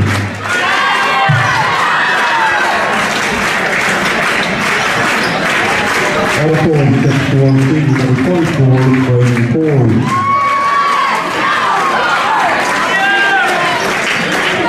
And the center 6'5", senior number 44, Josh Abel. Robert Smith by Will Williams, Stephen Fish by Tom Hill, Rick Smith, and Jeff Abel. And head coach is Bill Pratt. The coaches for our school is Rick Cole, Danny Smith, and Dan Smith.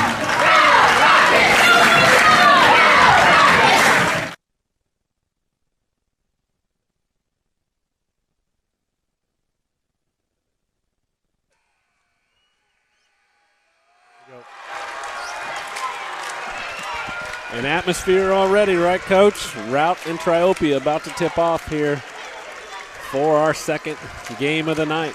We got a couple student sections in the house. Should be exciting atmosphere we've been looking forward to, and Netherly gets the tip for the Trojans to Moore. Netherly with the ball up top. Moore has it. Routt in a 2-3 zone, daring Walker to shoot a 3. Shot no good. Loose ball comes away with it. I believe we're going to have a tie-up here. Possession arrow in favor of Routt.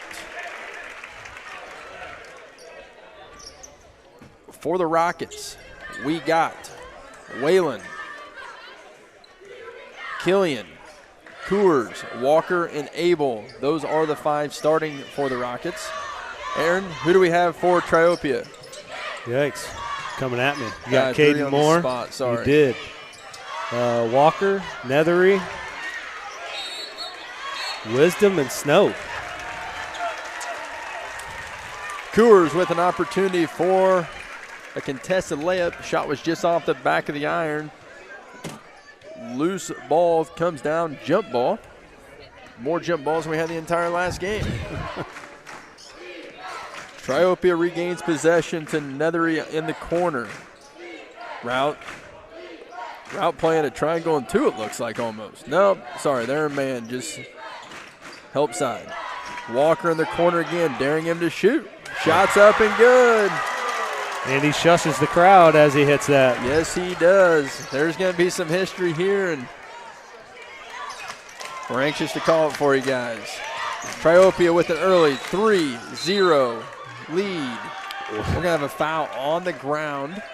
But kudos to Killian. He went to the left side of the basket and flipped it up there. He did put the basket in. They called on the ground, so he'll trigger underneath here. Out to Abel it comes. Looking for Killian. He comes around the screen, not open. Up the gut is into the corner it is. Long shot by Whalen's missed. Triopia with the basketball. Nethery all the way to the basket. He did a lot of that in the first night, and he misses it. Killian pushes the ball for the Rockets. Walker in the corner, back up top to Coors.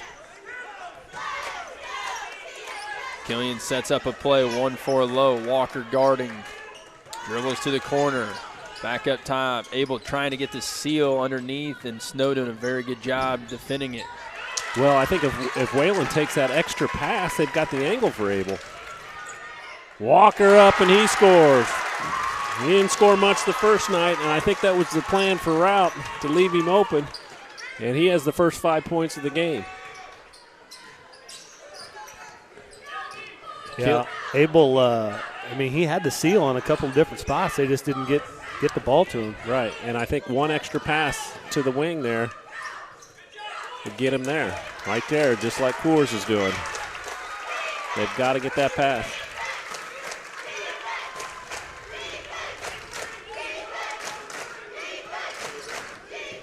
As you can hear the crowd, they're into it. Ball tipped. Oh, ball tipped by Walker.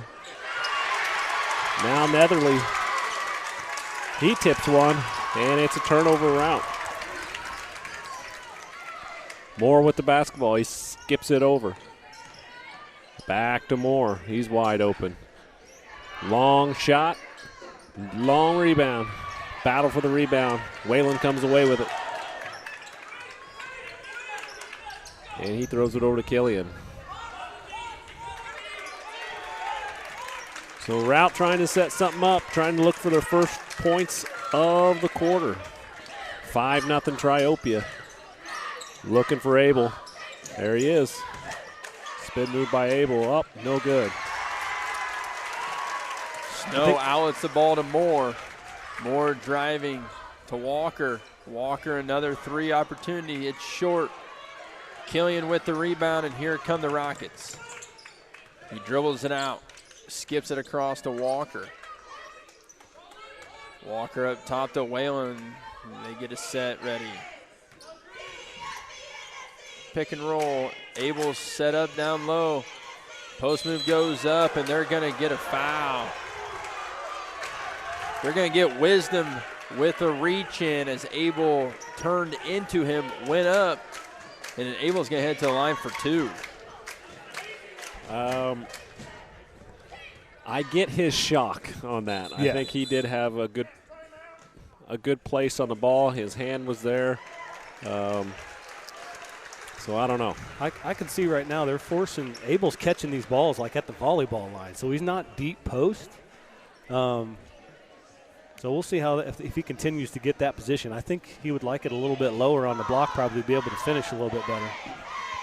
Well, I'm waiting to see when Abel's going to turn over his left shoulder. He's got the ball twice now on the block, which would be the right side, and he's turned over his right shoulder into the defense. Yeah. And once he got the shot off, second time, foul, which arguably could have been a strip. Sure. And he's bringing the ball into him. So kind of turned into when he could turn towards the basket away and use his more dominant hand. So maybe he's trying to set something up, but here early on, 4 minutes to go, Triopia with an early 5-0 lead. We are in a mass timeout. We will take a quick break and we'll be right back.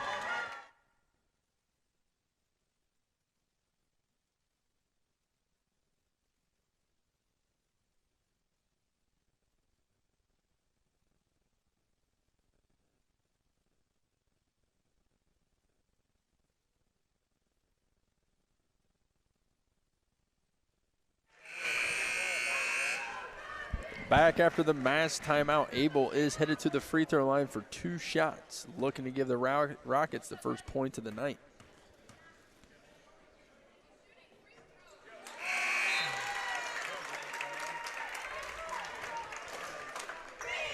Into the game for Triopia, Jake Mueller, number 10.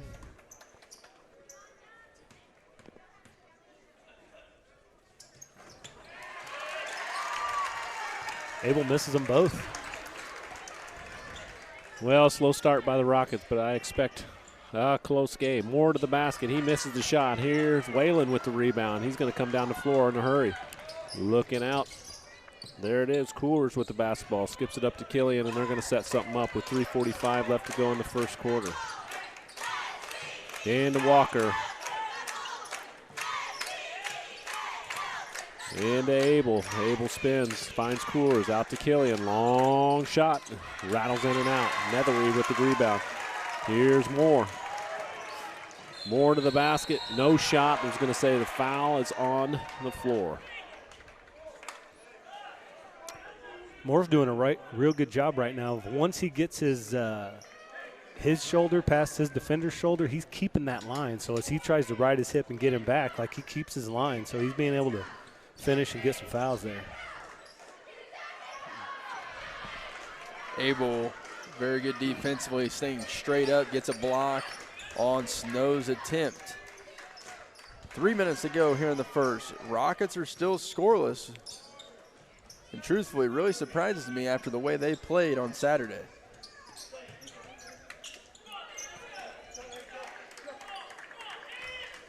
Little flex screens down there. Not really a flex offense, but flex screen, meaning that baseline screen here by Abel. Look in, look in. There it is. Abel's spin move over his left shoulder that time, and good. First field goal for Routt. It makes it 5-2, Triopia lead.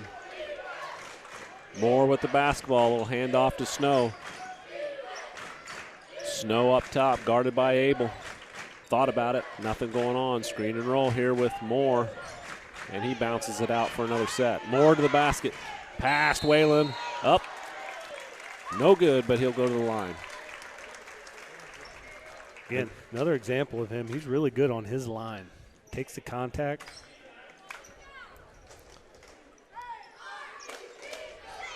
Great analogous, Coach. I think if we had a prompt up here where they could see like the Madden circles that you're talking about here, what do you mean by their line? Well, once he gets by his defender, he's got a line to the basket that's his and he wants to own. Don't let the defender push you off that line that you've determined is yours. He's doing a good job of that now. Moore hits the first free throw, has another. It's short. Battle for Walker comes down with it. Killian's going to walk it across the timeline. Throws ahead. Long shot. Missed. Snow with the rebound. Tries to kick it out. He does. It's Moore with the ball now. Moore all the way to the basket. Up. No good. Rebound. Good. Littleton, who just entered the game for the Trojans, comes away with an offensive rebound putback. 8-2 lead. Killian with the ball on the left side into Abel. Abel going to the middle again. He gets it stripped. That's turnover number 3 for the Rockets. And I agree with you, Coach. I think he's got that baseline that over that left shoulder when he's on that right side. He keeps wanting to go to the middle. Hand off to Nethery. Spin move. Nice athletic move. It's going to be an and one. Nope. Oh, call the charge. Nope. They did. No and one.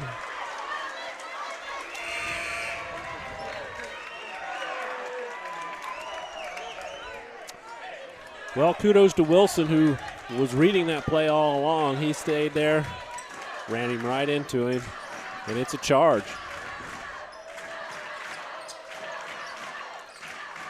Killian with the basketball, high screen by Abel, up the gut. Killian with the shot on the baseline, no good. Wilson battles for the rebound, doesn't come up with it. Nethery does. Here's Walker walking it across the timeline, and with 1 minute to go here in the first quarter, it's 8-2 Triopia.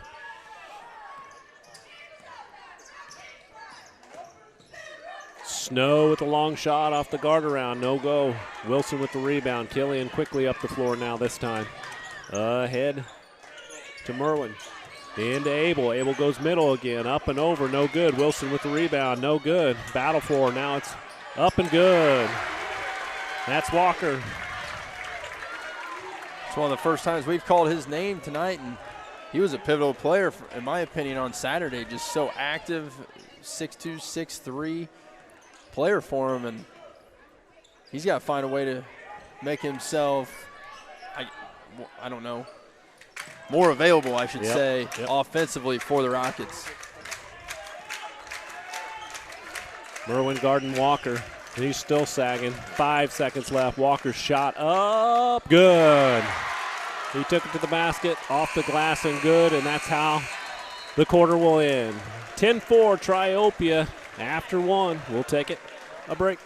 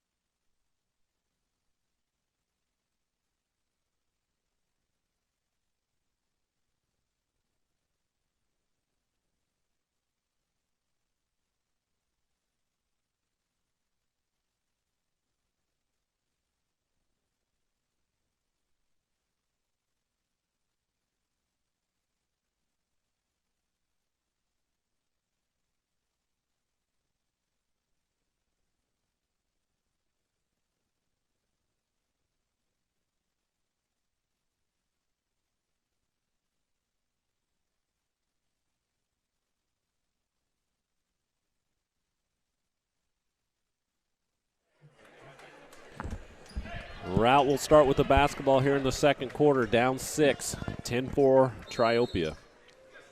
And all about establishing tone, and right now Triopia is just doing just that in the first quarter.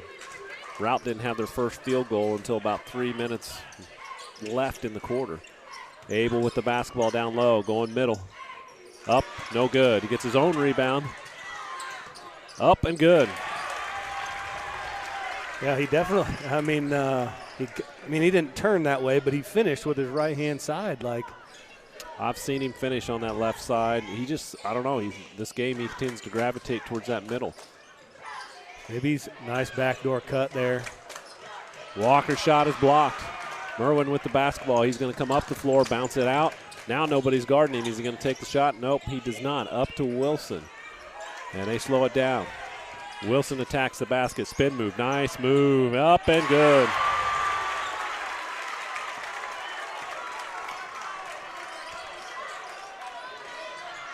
Now it's Moore for Triopia. Moore has it. Guard around. Nope, it's Nethery going baseline. Thinks about a shot. Now he's in trouble. Kicks it out. Moore has it. Moore goes to the basket. Up. And they're going to say foul on the floor. Continuing, as coaches pointed out, continuing to get to the basket. He's taking that.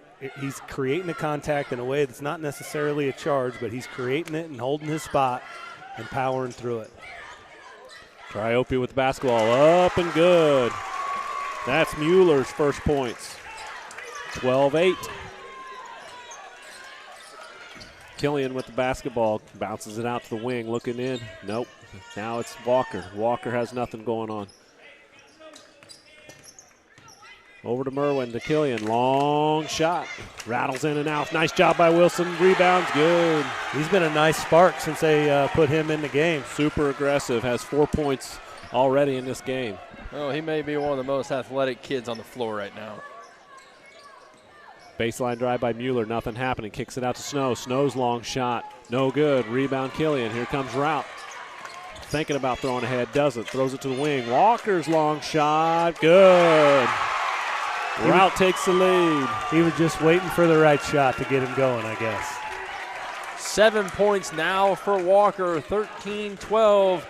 Rockets lead. Merwin guarding Moore, really giving him some room now, trying to not get beat off the drive. A lot of space there. Force him to shoot jump shots outside. Here's Walker on the right wing, kicks it up to Snow. Snow into the corner to Moore. Moore going baseline. There he goes. He gets to it again, and he's going to draw the foul. Slight ball fake. Got Merwin up in the air, comes down. Tried to avoid the contact, but just couldn't. That's going to be his first, that's going to be his second personal, team fourth. And we're going to have a full timeout here with 5:24 to go in the second quarter. 13-12, Rockets lead.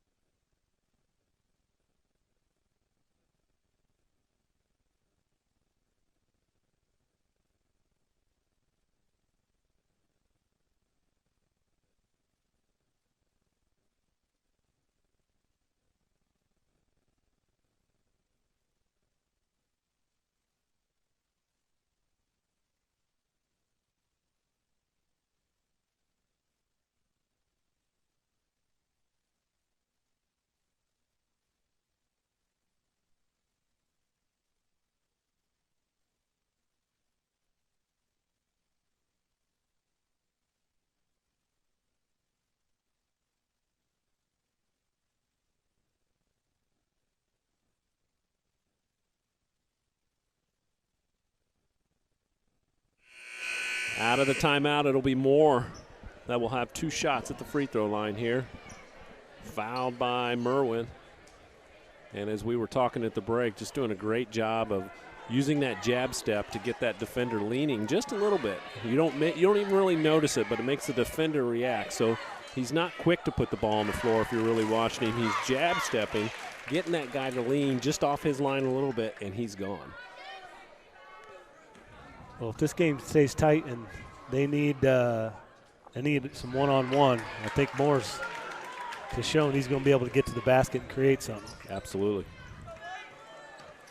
Killian with the basketball, setting the offense up. He's dribbling to the wing, looking for Walker, nothing. Now Abel up at the high post, looking into Walker. Bad pass, gets knocked around. Now it's on the floor. Rout's on it.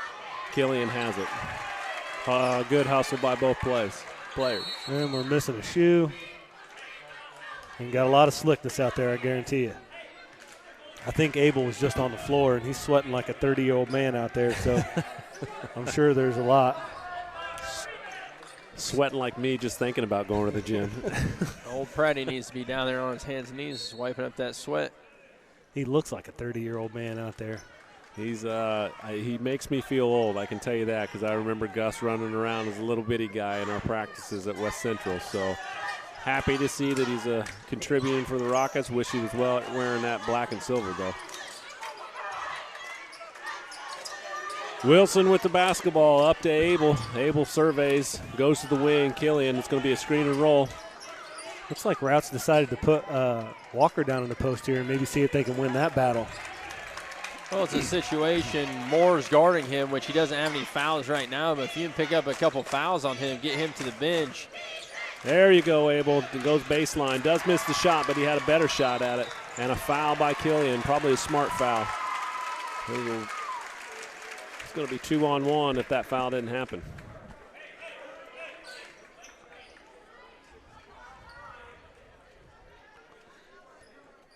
It's his first, team's 5th. And Triopia crosses the timeline. Walker to Moore. They're giving Moore a lot of space now. Out to Moore. Now he's going to shoot it. Shot is missed. That's what you want, but Walker runs it down. Nice hustle play. Snow with the basketball now. 4 minutes to go in the second quarter. All tied up at 13. Moore attacks. Nothing going. Kicks it out. It'll be interesting to see how these couple of Triopia kids, the Walker kid and Moore, how they're going to contribute and have some winning plays whenever they're being allowed to shoot, clearly. Absolutely, yeah. You can see Coors really, he's in the paint. Yeah. And now both these guys you've got Moore and Walker out there at the volleyball line, the spike line. Going to have to influence winning in some way. Snow with the basketball. Now Moore going baseline. He finds Netherly. He wasn't ready for it. It's turnover. Turnover number 2. Wilson with the basketball.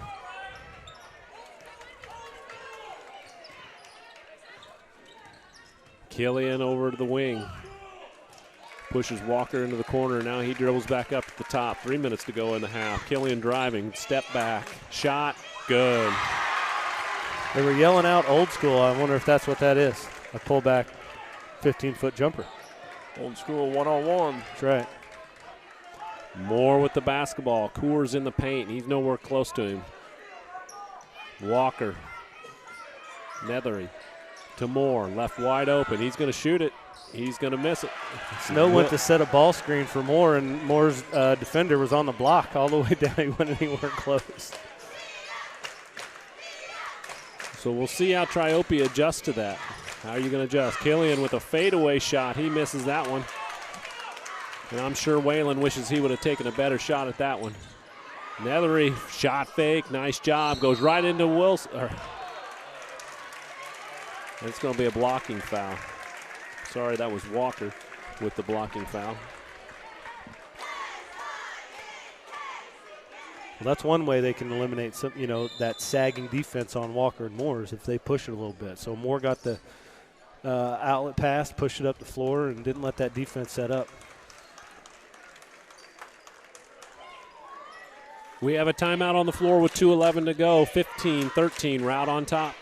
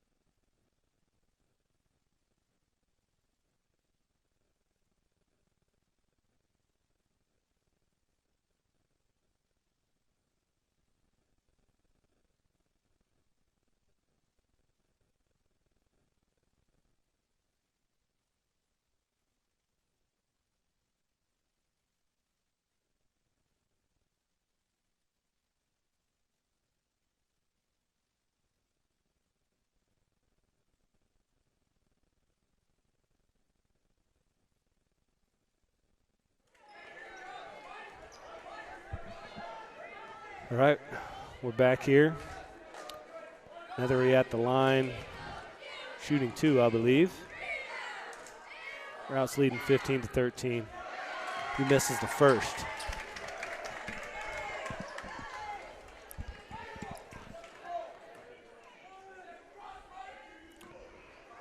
Nice, exciting game so far. Nice chance for adjustments on both coaches are making some and seeing what works. And Nethery makes the second. So it's 15-14. Killian bringing the ball up. Well, it's similar to what we talked about with the Liberty Camp Point. That was their 4th time playing. Well, this is number 3 for these two teams, so there's a lot of adjustments that are going to need to be made. Shot missed by Walker. Moore has the basketball with 1:50 left to go. He's going to the basket, kicks it out. Nethery with the shot fake. Looks for more, but it's going to be a turnover. Turnover number 3.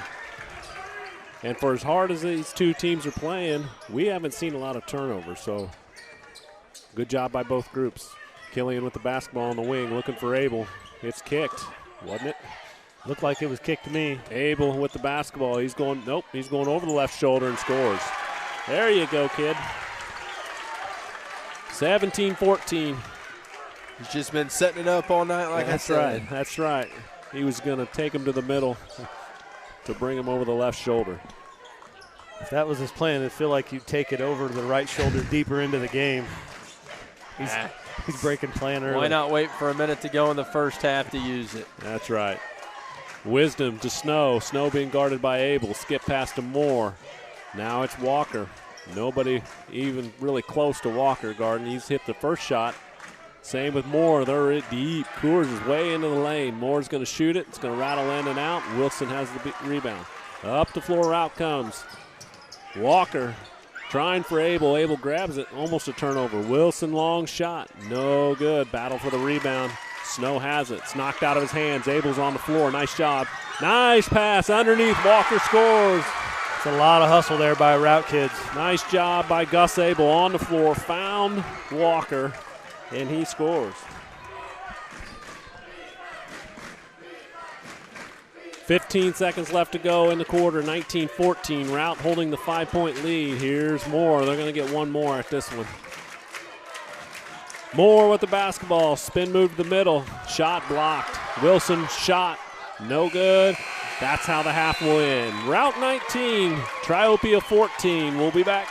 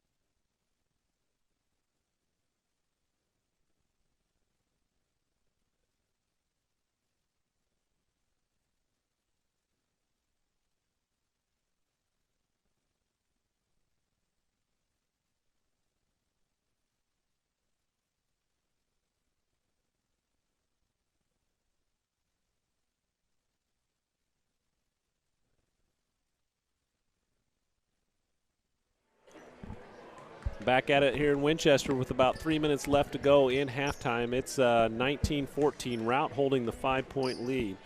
For the Routt Rockets, Walker has 7 points and Abel has 6 points to lead the Routt Rockets. For Triopia, it is Walker with 7 for Triopia to lead all scorers. 2 points apiece for Moore and Mueller and Littleton, and 1 point for Nethery. And I think, Coach, it's just kind of one of those things where it's a game of adjustments. You know, Routt came out and had a game plan. They're sticking to that game plan. They're not really going to guard Moore or Walker on the perimeter, and you have to go into halftime, and you're going to have to adjust that. Well, I even think that Routt adjusted a little bit because I don't think they started that way on Moore. They did on Walker for sure. They were guarding Moore, and he started getting the ball, taking the ball to the basket, and they're like, all right, we're going to stop that and play off. So that was an adjustment there. And we'll see what Coach Thompson comes out with because, you know, it's going to be tough for Moore and Walker. Everybody in the gym and everybody paying attention knows what Rout's doing, and that pressure's on them to be able to knock down some shots, and that's a lot of pressure. It starts to get in your head. So it'll be interesting to see if they change anything offensively, one, and then two, if those two young men say, you know what, let's go. You're going to leave me open, I'm going to knock some down and make you change your game plan. So it'll be interesting. And you can see right now in warm-ups, you know, Moore's out there taking the shots he's probably going to be given here in the second half. So we have about 1.5 minutes left to go in halftime. We're going to take that break, and we'll have the third quarter for you in about 2 minutes.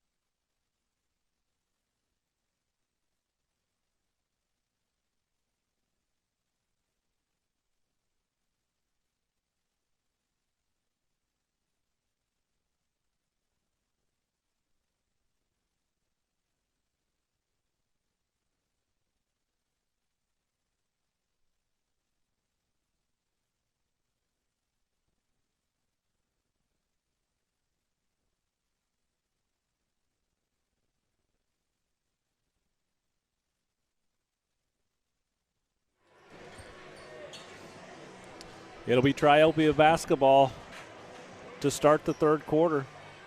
And again, we're anxious to see all kinds of adjustments. As coaches ourselves, we like to kind of guess what these coaches are going to do and how they're going to change some things up. But again, you don't get to see that until they actually put it on the floor. So we're speculating that Triopia has an adjustment for what the Routt Rockets are doing to them, and maybe Routt has something up their sleeve as well.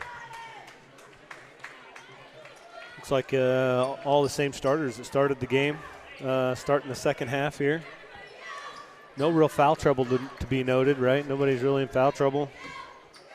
Should be set up for a good second half of basketball. Right. Here. We had Whalen with 2, and he sat the rest of the half, so he should be fresh, good to go. No real foul trouble to speak of. Walker with the basketball around the corner. Here comes Moore in the corner. He thinks about it. He doesn't take it early, but he was out there shooting them and hitting them, by the way, too, as I was watching. Backdoor cut by Moore. Doesn't throw it. Snow guarded by Abel. He's been relatively quiet. Walker with the long shot. He hits it just like he started the game. That's big. Hopefully maybe that gets in his mind, helps his confidence a little bit, and makes him not worry about taking the next one. Absolutely. Cuts the Routt lead down to 2. Killian on the right side. Coors into Abel. Abel thinking about the backdoor cut. He does throw it. Back to Abel. He backs down Snow. Kicks it out to Killian. Back into Abel. Walker's going to double team. Foul on the shot. Oh, he's calling a jump ball. He's calling a jump ball.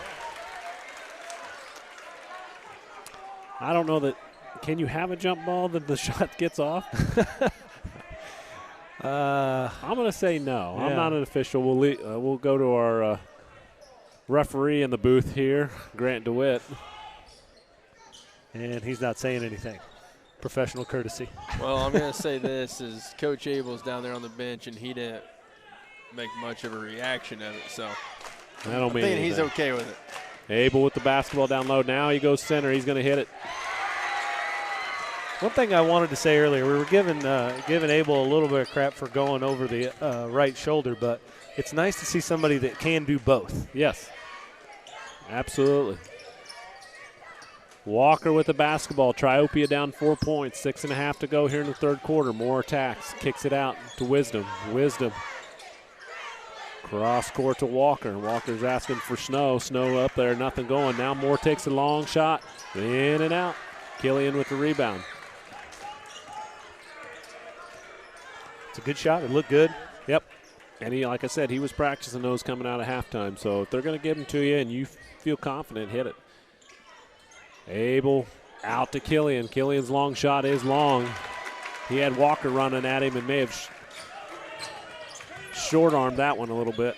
Skip pass out to Snow. Snow shot fake to the basket and scores. That's a nice take because I think he got fouled twice in that, take. I think if he goes up with the 3 ball, he's shooting 3 free throws. Into Abel. Abel goes up and scores. It's going to be an and one. That double team's just a little bit late. They're trying to drop that wing defender down when he gets posted in there, but it's just a little bit late. And getting it on the turn after he's already turned. It's especially hard to get that wing defender down there when the wing guy throws it. Yeah. You know, when he's diving like that. The foul is on Snow, his first, team's first. Abel misses the free throw. Wilson with the shot, and it's good. Nothing but spark out of him today. He's great. 25-19.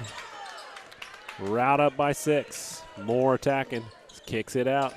Nethery with the basketball. Out to Moore. Moore screen and roll up here.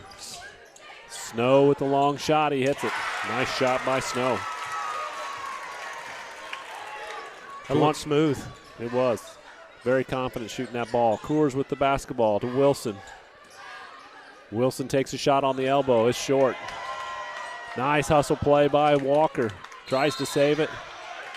And does it. Got a foul. And then Walker commits the foul. Would you guys consider fronting Abel in the post? They're playing behind him on everything. I haven't seen him play enough, but would fronting him on the post change anything?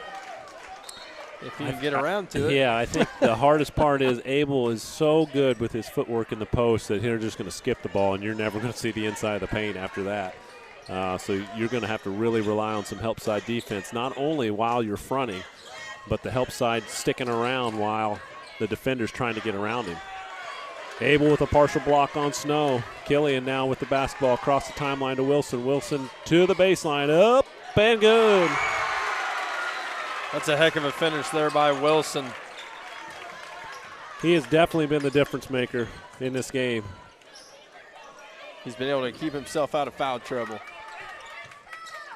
Well, parts of it's because they're not making him guard anybody. Well, if you can get away with it, why not? I agree. Good call. Good call on that one. Both Wilson and Coors are backing way down into the paint. If you're watching this, they're not going to let Moore and Walker cut on them. Ball inbounded. Walker has it.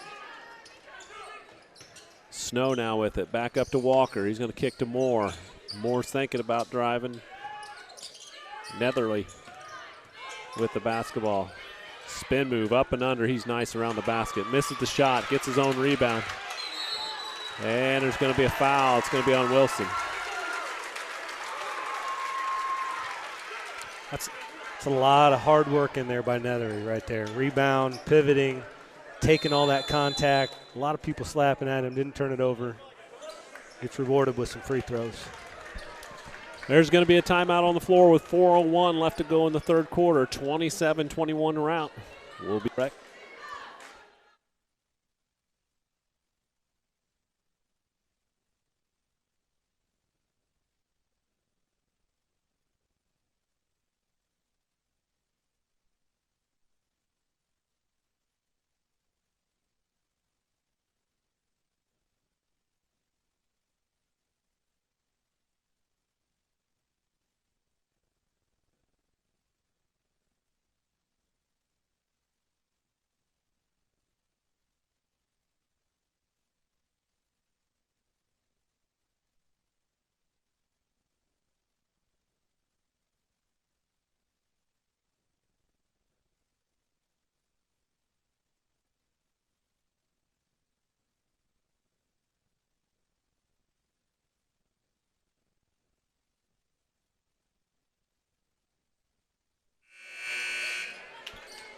Back at it here in Winchester. Nethery at the free throw line. Going to have 2 attempts at this. It's 27-21 Routt holding the 6-point lead.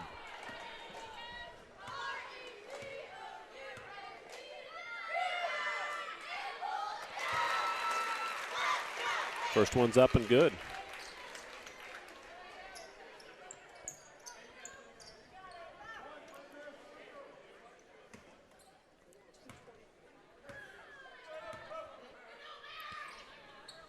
Second one is good as well. Cuts the lead to 4. Killian with the basketball, guarded by Walker. Over to Coors. Kicks it to Walker. Walker into the paint. Shot up, good. I think on the perimeter side, that's maybe a little bit of a mismatch there. Walker against Moore. Moore's strong, but that size difference. There, Moore finally got a chance to drive to the basket there. He'd been cut off quite a few times and really hadn't been looking to do it since they sagged off of him, but he makes things happen whenever he penetrates. That's going to be the 3rd foul on Walker.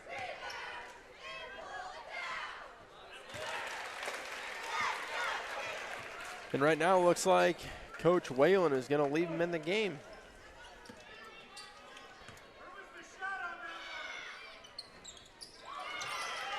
Missed. The second one was Moore, and Killian now with the rebound. He'll bring it across the timeline, 29-24. Hand off to Coors. He drives around. He's guarded by Mueller, almost a steal. Into Abel. Abel dribbles, kicks it out to Walker. Walker into the paint, gets the shot blocked. Out to Coors, into Abel.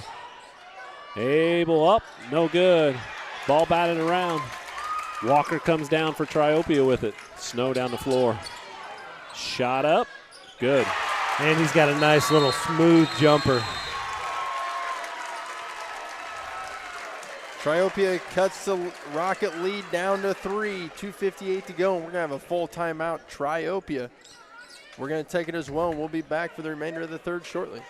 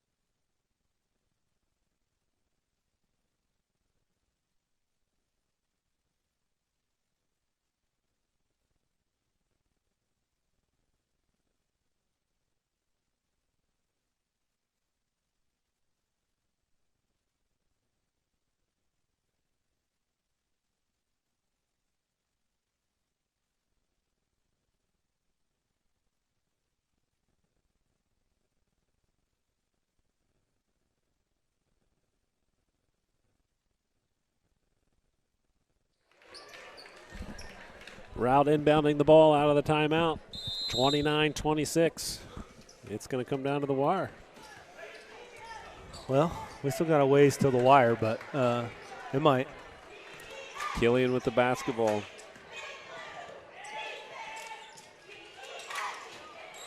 I mean, if you just look at the size difference out there between Abel and Nethery, you just think that's such a mismatch. Killian with the long shot. There's Wilson again for the rebound. And Abel. Abel passes it off to Walker. I think he probably could have taken that shot. He didn't. Steal by Routt. And right back is Triopia.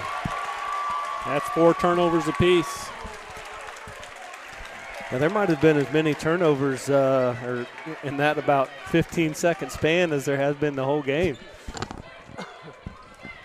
I have 5 apiece for each team, so they're doing a nice job in a pressure game like this. Wilson will take a seat. Merwin in the game.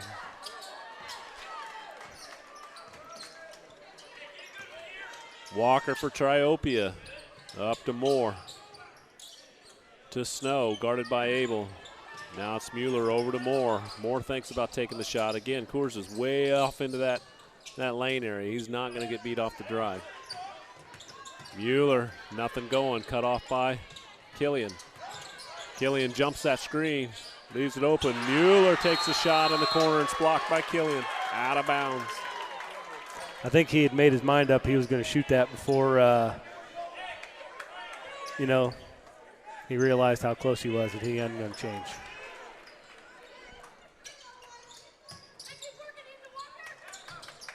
Walker for Triopia. Over to Snow. Snow working on Abel. Going baseline. There's help side defense. Nice help by Routt. Long shot by Moore. It's short.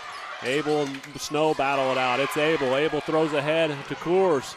He handles it out to Merwin. To Walker. Baseline shot, and there's a foul. It was an aggressive swing on the block, and probably, there was body anyway, but. Yeah, he made the call early with easy with that swing. Yeah. So that'll put Walker for Routt at the free throw line.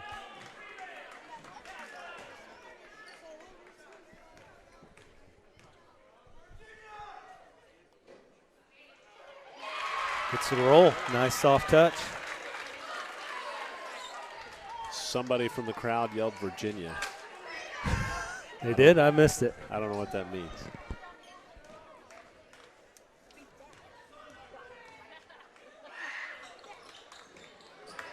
Walker for Routt misses the second one, makes it 30-26. Routt holds on to a 4-point lead. Moore, handoff to Walker, to Mueller, back to Moore. Moore looking to attack, but Coors is way off into the lane. He's not even stepping out on him. Not going to be beat off the dribble. Here's Snow. Snow looking to attack. Killian almost knocks the ball away. Now Moore. Moore's driving, kicks it to Walker. Walker's long shot, long. Battle for the rebound. I think it's knocked out by Routt. I think you're Triopia.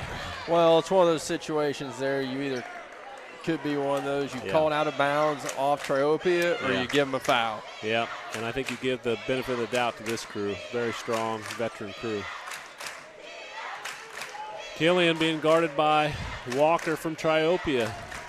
Off the screen, there's Abel. Abel somehow catches that. That's the tight end in him, I guess. Long shot by Walker, no good. Coors battles for the rebound. Nethery comes down with it. He's fouled. That's a good foul there by Killian. They had Snow wide open on the other end. So it's going to be Killian's second, team fifth. 28.3 seconds to go as the Routt Rockets hold on to a 4-point lead. Wisdom checking in for Moore here, the last 28 seconds. Walker for Triopia, crosses the timeline.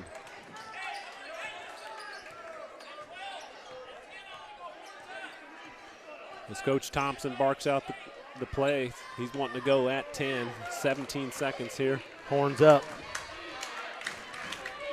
Horns are up, 10 seconds. Here they are, swing coming up. Snow, that was a good read by Abel to step out there. Long shot by Snow is missed. 2 seconds. Walker's long shot, no good. After three, it's 30-26 Routt. We're going to take a 60-second break and be back for the fourth quarter.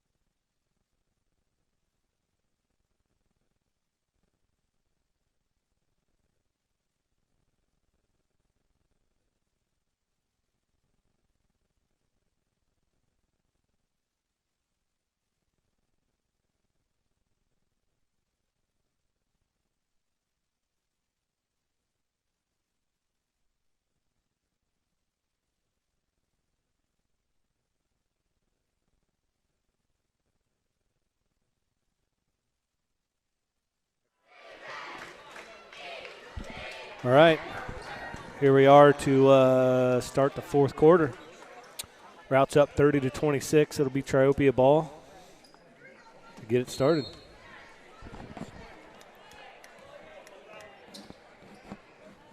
More to Nethery. More over to Walker.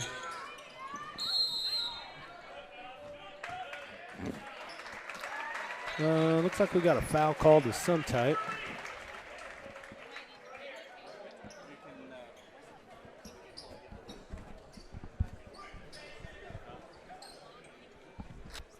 That foul's on Abel. That's his first foul of the game.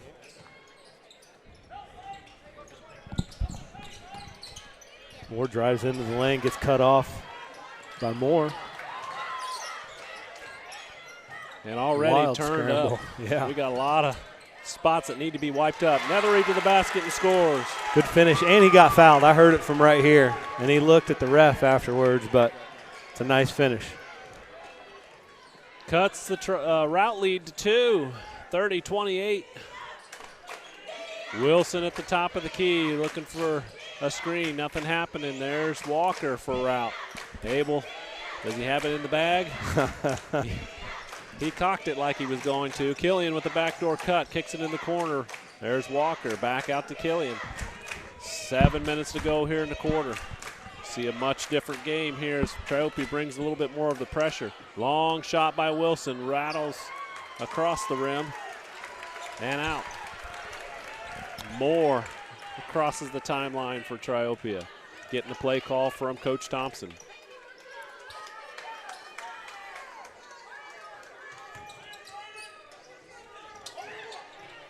Underneath it is DeMoore. Nice pass by Walker, and he's fouled by Coors. Nice play there. Looked like an old set that. They both went and set a double screen, and then Moore slipped it on the backside. Pass over the top.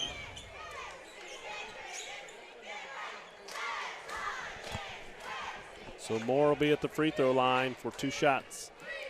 With a chance to tie this up. First one short. Well, that's 7 fouls for the Rockets. Only 2 fouls for Triopia. So advantage Triopia here in a sense of, yes, they're at the free throw line, I get that. But they can be super aggressive here in this fourth quarter. Yeah. Down 1 point. They have fouls to give. So you can go for the steal and foul him, and it's not really that big a deal right now for him. Abel spins to the middle, up and good. That's just tough. He's just a tough kid to guard. Big and strong, and now that he's kind of found that whatever rhythm he needed going over his right shoulder, he's been making them this second half. 32-29.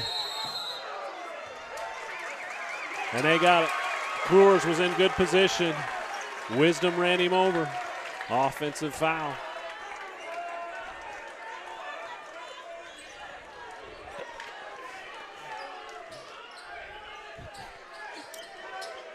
The block charge call. Toughest call in the book.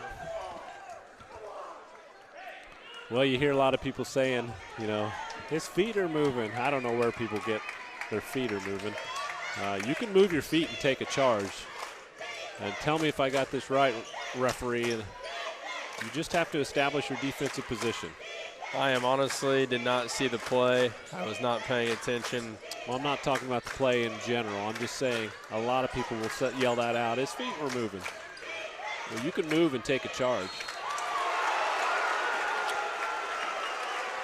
Ooh. Abel with the turnaround shot. It was blocked by Nethery. And he's called for the foul. It's getting tight. It is getting tight. It's getting that time of the game. That's 3 fouls on Nethery. And you got to give that kid some credit. He's outweighed by some LBs. And he's battling Gus down there almost every possession.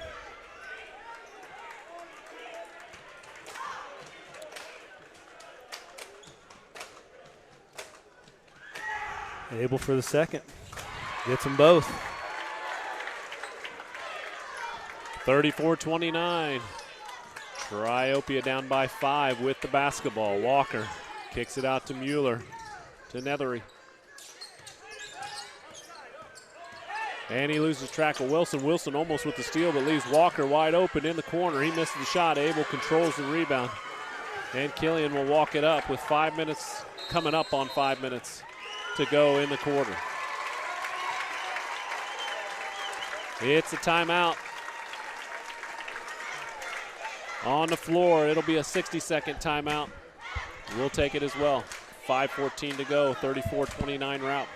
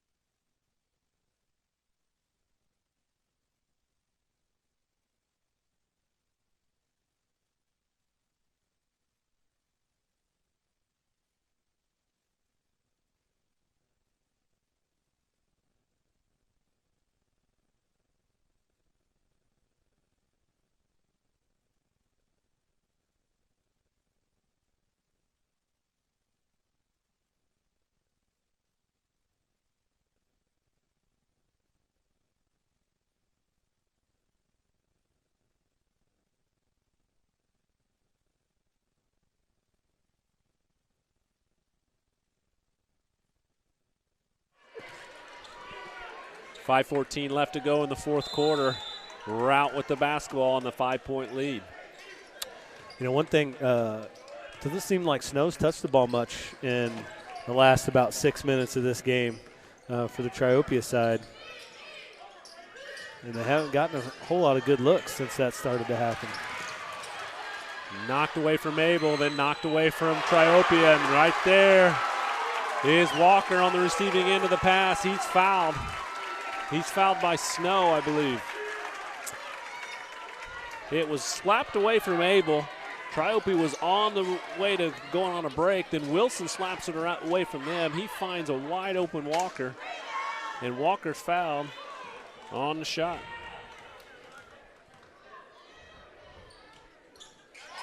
Shot is good. He makes it.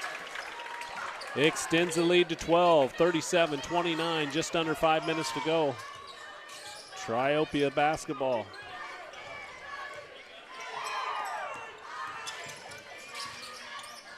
Nethery into the corner to Walker, back to Nethery. To Snow, there we go. Snow's touching the ball, he's fouled. He'll go to the line for 2. Yeah, I think they need to get him some touches on the floor every offensive set.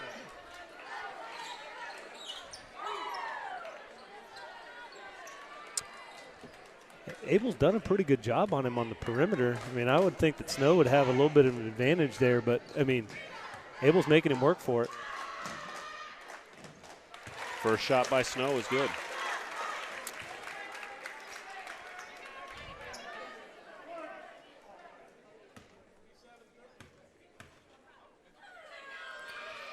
Second shot is good as well. Cuts the lead to 6, 37-31.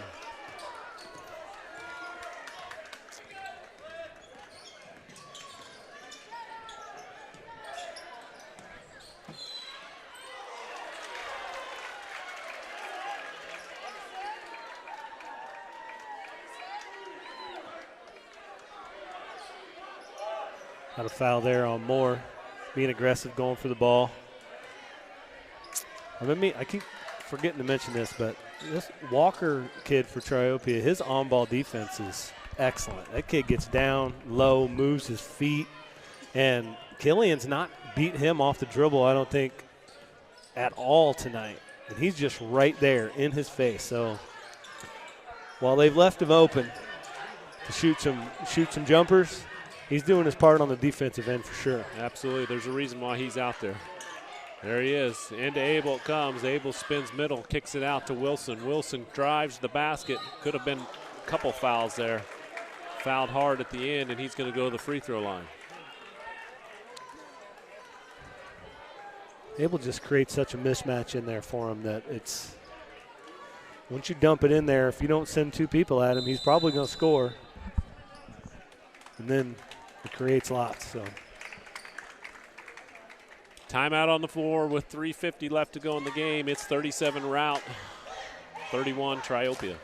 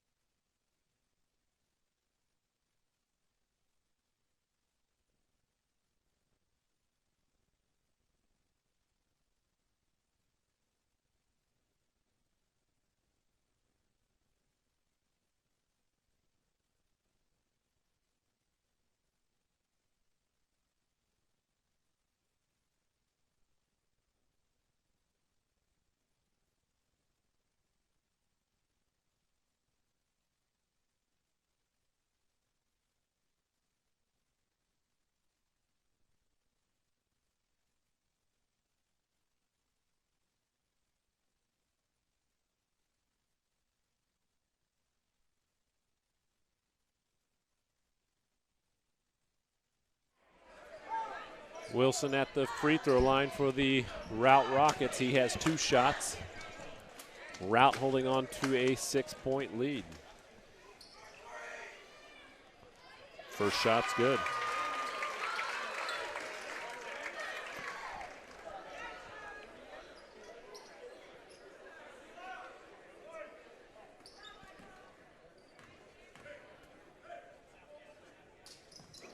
Second one is short. Triopia down the floor. Almost turned around. They're letting Moore get all the way to the basket. Blocked by Wilson. From behind.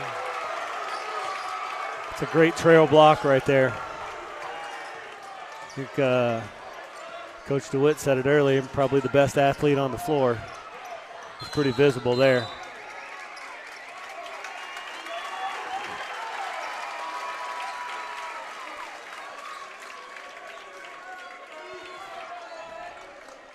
Got a foul on Stewart, it looks like. Stewart. No, I think it's going to be Walker. Walker. There ain't no Stewart out there. I don't know what I was thinking. Well, just like there wasn't a whatever I tried to call whatever that kid's name was. Wiskirken. Yeah, Wiskirken. Great player from Camp Point. I just kept butchering his name. He'd make a great play, and I still couldn't get his name out. I apologize to all grandparents and parents that were listening.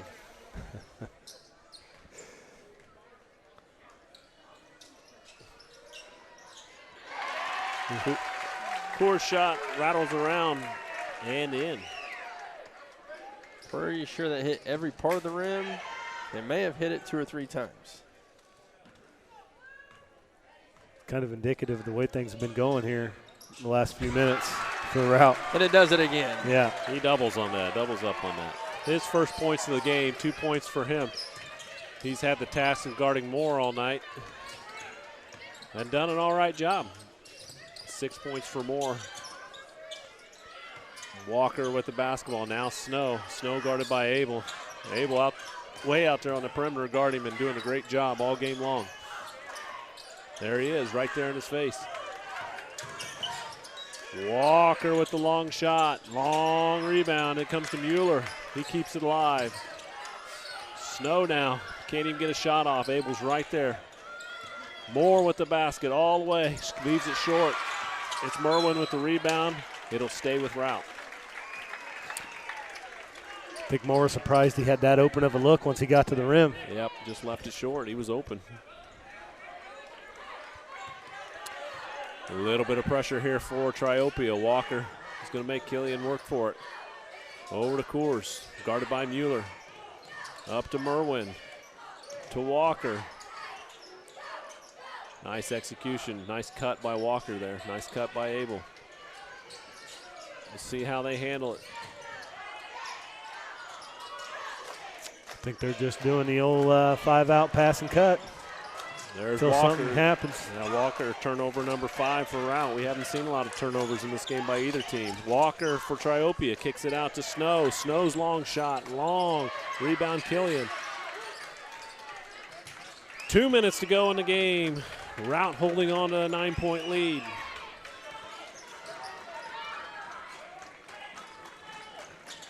Coors with the basketball up top.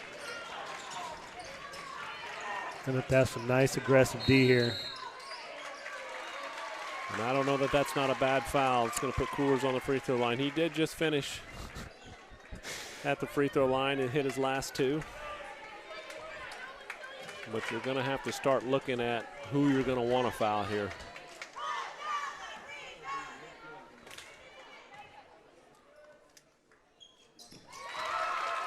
First one's good. 10-point lead, 41-31.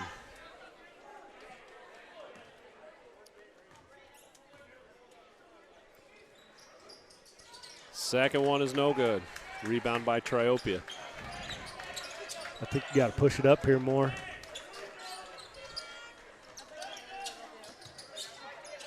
You may have to start trusting your shot here more. He's leaving you open. He's going to the basket. Kick out to Mueller. Mueller's long shot is good. Timeout, Triopia. 40. Yep, go ahead. 41-34, minute 28 left to go in the game. They're going to take a full timeout, so we'll take it too.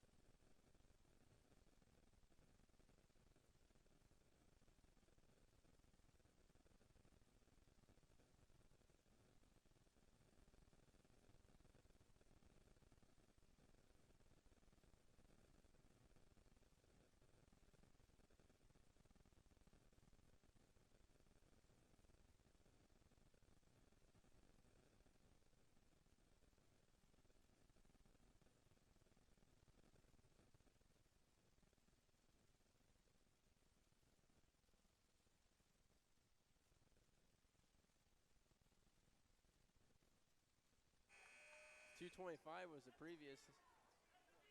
Yeah. Wow. Routt to inbound. Triopia bringing the pressure. 1:28 left to go in the game. And ball knocked out of bounds by Nethery.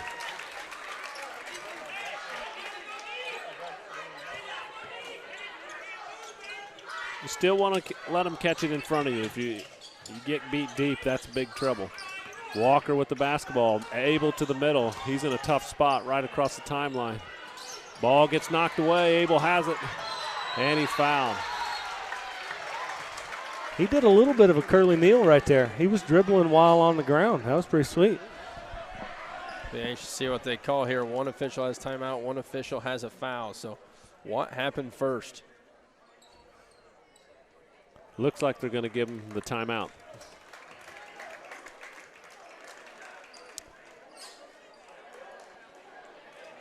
What kind of timeout did they get? It's a 30-second timeout. We'll just keep it right here with 1:17 left to go. You know, getting into each huddle. What are you doing if you're Routt? What's your game plan here, Coach Liddick? If I'm Routt, first thing you got to do is handle the pressure that they're going to be putting at you. So you got to handle that pressure, look for middle, and get it open like they did right there. Then the second thing is, once you break that pressure, you just got to be strong with the ball, keep running. They've been running the pass and cut or the 5-out or the zero offense, whatever you want to call it.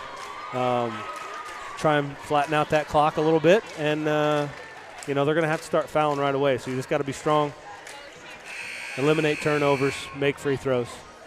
And Triopia is just going to have to make it chaotic. Chaotic and know who you want to foul. I think they've probably got that in their timeout there where so-and-so catches it. We want to make sure that's the guy we want to foul. I don't know who that is. I don't have stats up here. But always going out there with all their situations. Plenty of timeouts for both of them. 3 for Triopia, 2 for Routt. Somebody for Triopia is going to have to hit a big shot here to get if they want this momentum to change. Yeah, and I think it's going to have to be more. They're leaving him open continually. He was hitting them in warm-ups trust your shot and go for it. Backdoor pass from Abel. Nice. Walker scores. They did it. They handled the pressure, spread them out. Just a nice complete game by Routt so far. Mueller with a tough shot. It's going to be short. Merwin has it. He was fouled. No call. Now Walker has it. And are they going to foul? They do. They foul Coors with 46 seconds left to go, and Routt holding on to a 9-point lead. Wilson's going to check back in, but have to have some miraculous stuff happen here for this to go Triopia's way, but we'll see.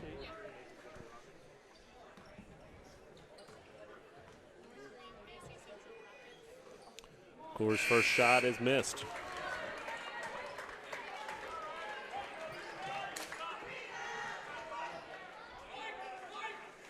Routt has everybody back, nobody on the line here.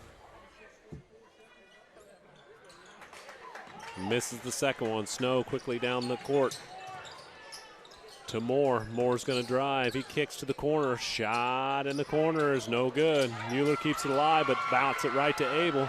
Abel crosses the timeline. He passes across to Coors. Coors right with Killian. Killian to the middle to Walker. 25 seconds. Walker's fouled.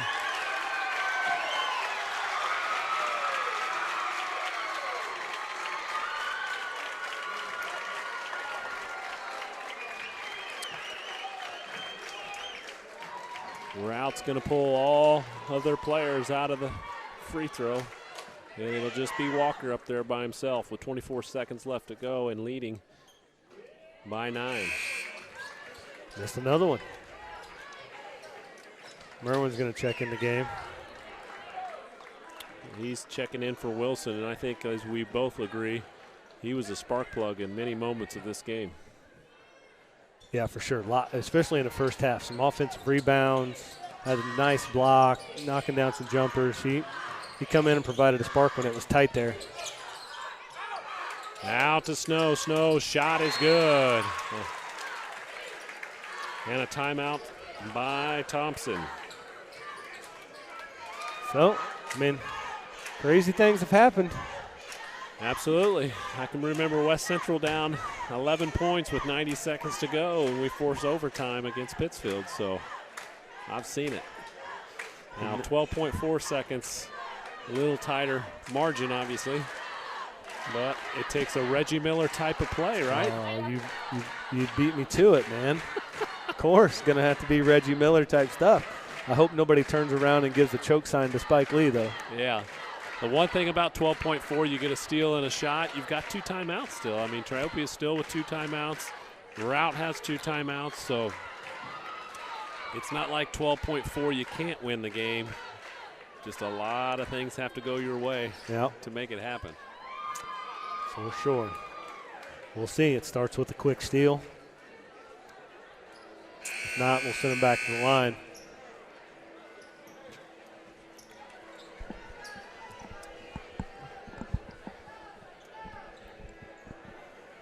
In the game for Triopia, we got Nethery, Mueller, Walker, Moore, and Snow.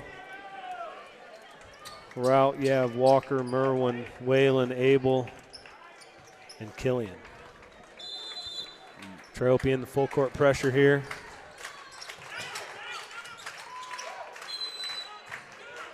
It was kind of a weird pause, like almost like they didn't want to foul. Yep. And they lost about 2.5 seconds on that. They did lose 2.5 seconds.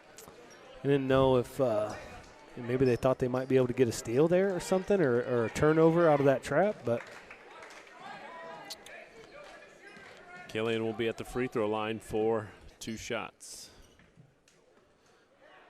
I think he crossed the line. he hits the first one. That's like the third free throw that's gone in kind of an unusual manner in the last 3 minutes for Routt. Second one is good. Nice shooting. 45-37. Here's Snow. He's going to lose the ball. Kicking into the corner. There's Walker. He misses the layup. Battle for the rebound. And it's going to go out of bounds. Turnover, number 5. And Routt's going to win this. There's a half a second on the clock. They're up 8.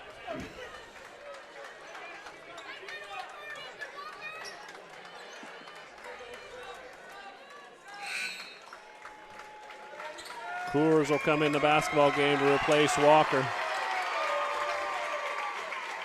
And Rout's going to get a little bit of revenge from the Waverly tournament as they win this one 45-37. Hard-fought game by both teams. Good game. Fun game to watch. Coach is trying to make adjustments, and I wonder if they're going to play again this year or not. Well, I think there's a possibility. We will take a 2-minute break here. We'll wrap up with some stats and what's going on tomorrow. So give us about 2 minutes, and we'll be right back.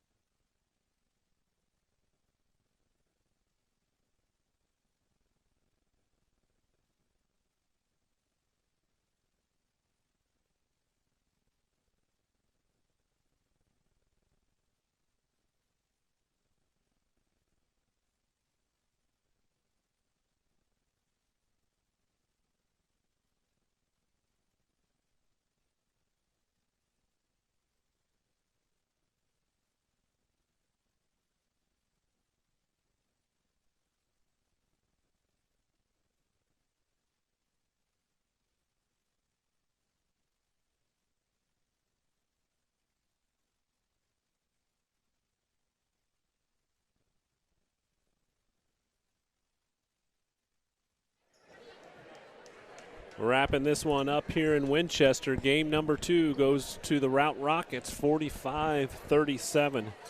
In the game, Routt was led in scoring by Walker with 15 points, followed by Abel with 14. 9 points for Wilson, who Coach and I both agree was probably one of the bigger spark plugs in the game throughout the game.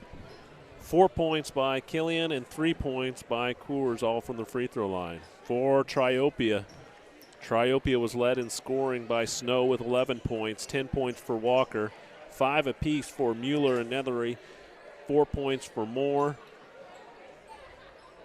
and 2 points for Littleton. Coach, story of the game? I think story of the game was Rout's defensive strategy, basically having Wilson and Coors sagging off with 2 defenders and, making them shoot shots, and they didn't hit a whole bunch of them tonight, unfortunately. So I think that strategy is probably what made it tough for Triopia to get the victory tonight. So Routt moves on, so does Liberty. In the first game, it was Liberty winning the game against Carrollton 55-41, so they will both match up. Liberty and Routt will play Thursday at 8:30. Tomorrow's night's game, it will be Camp Point Central versus North Green in the first game, 5:30. In the 7 o'clock game, it will be Calhoun versus Carlinville. And on the championship side at 8:30, it will be the Porta AC Blue Jays versus the Payson Seymour Indians. So good games coming up tomorrow. We keep this tournament busy throughout the week. So we'll be out at it every day this week and trying to give you some basketball. Coach, any final things? I don't think so. Keep tuning in. Thanks to everybody listening, and then all the people that help make this tournament go, and the coaches and the players. So thanks a lot. We'll see you.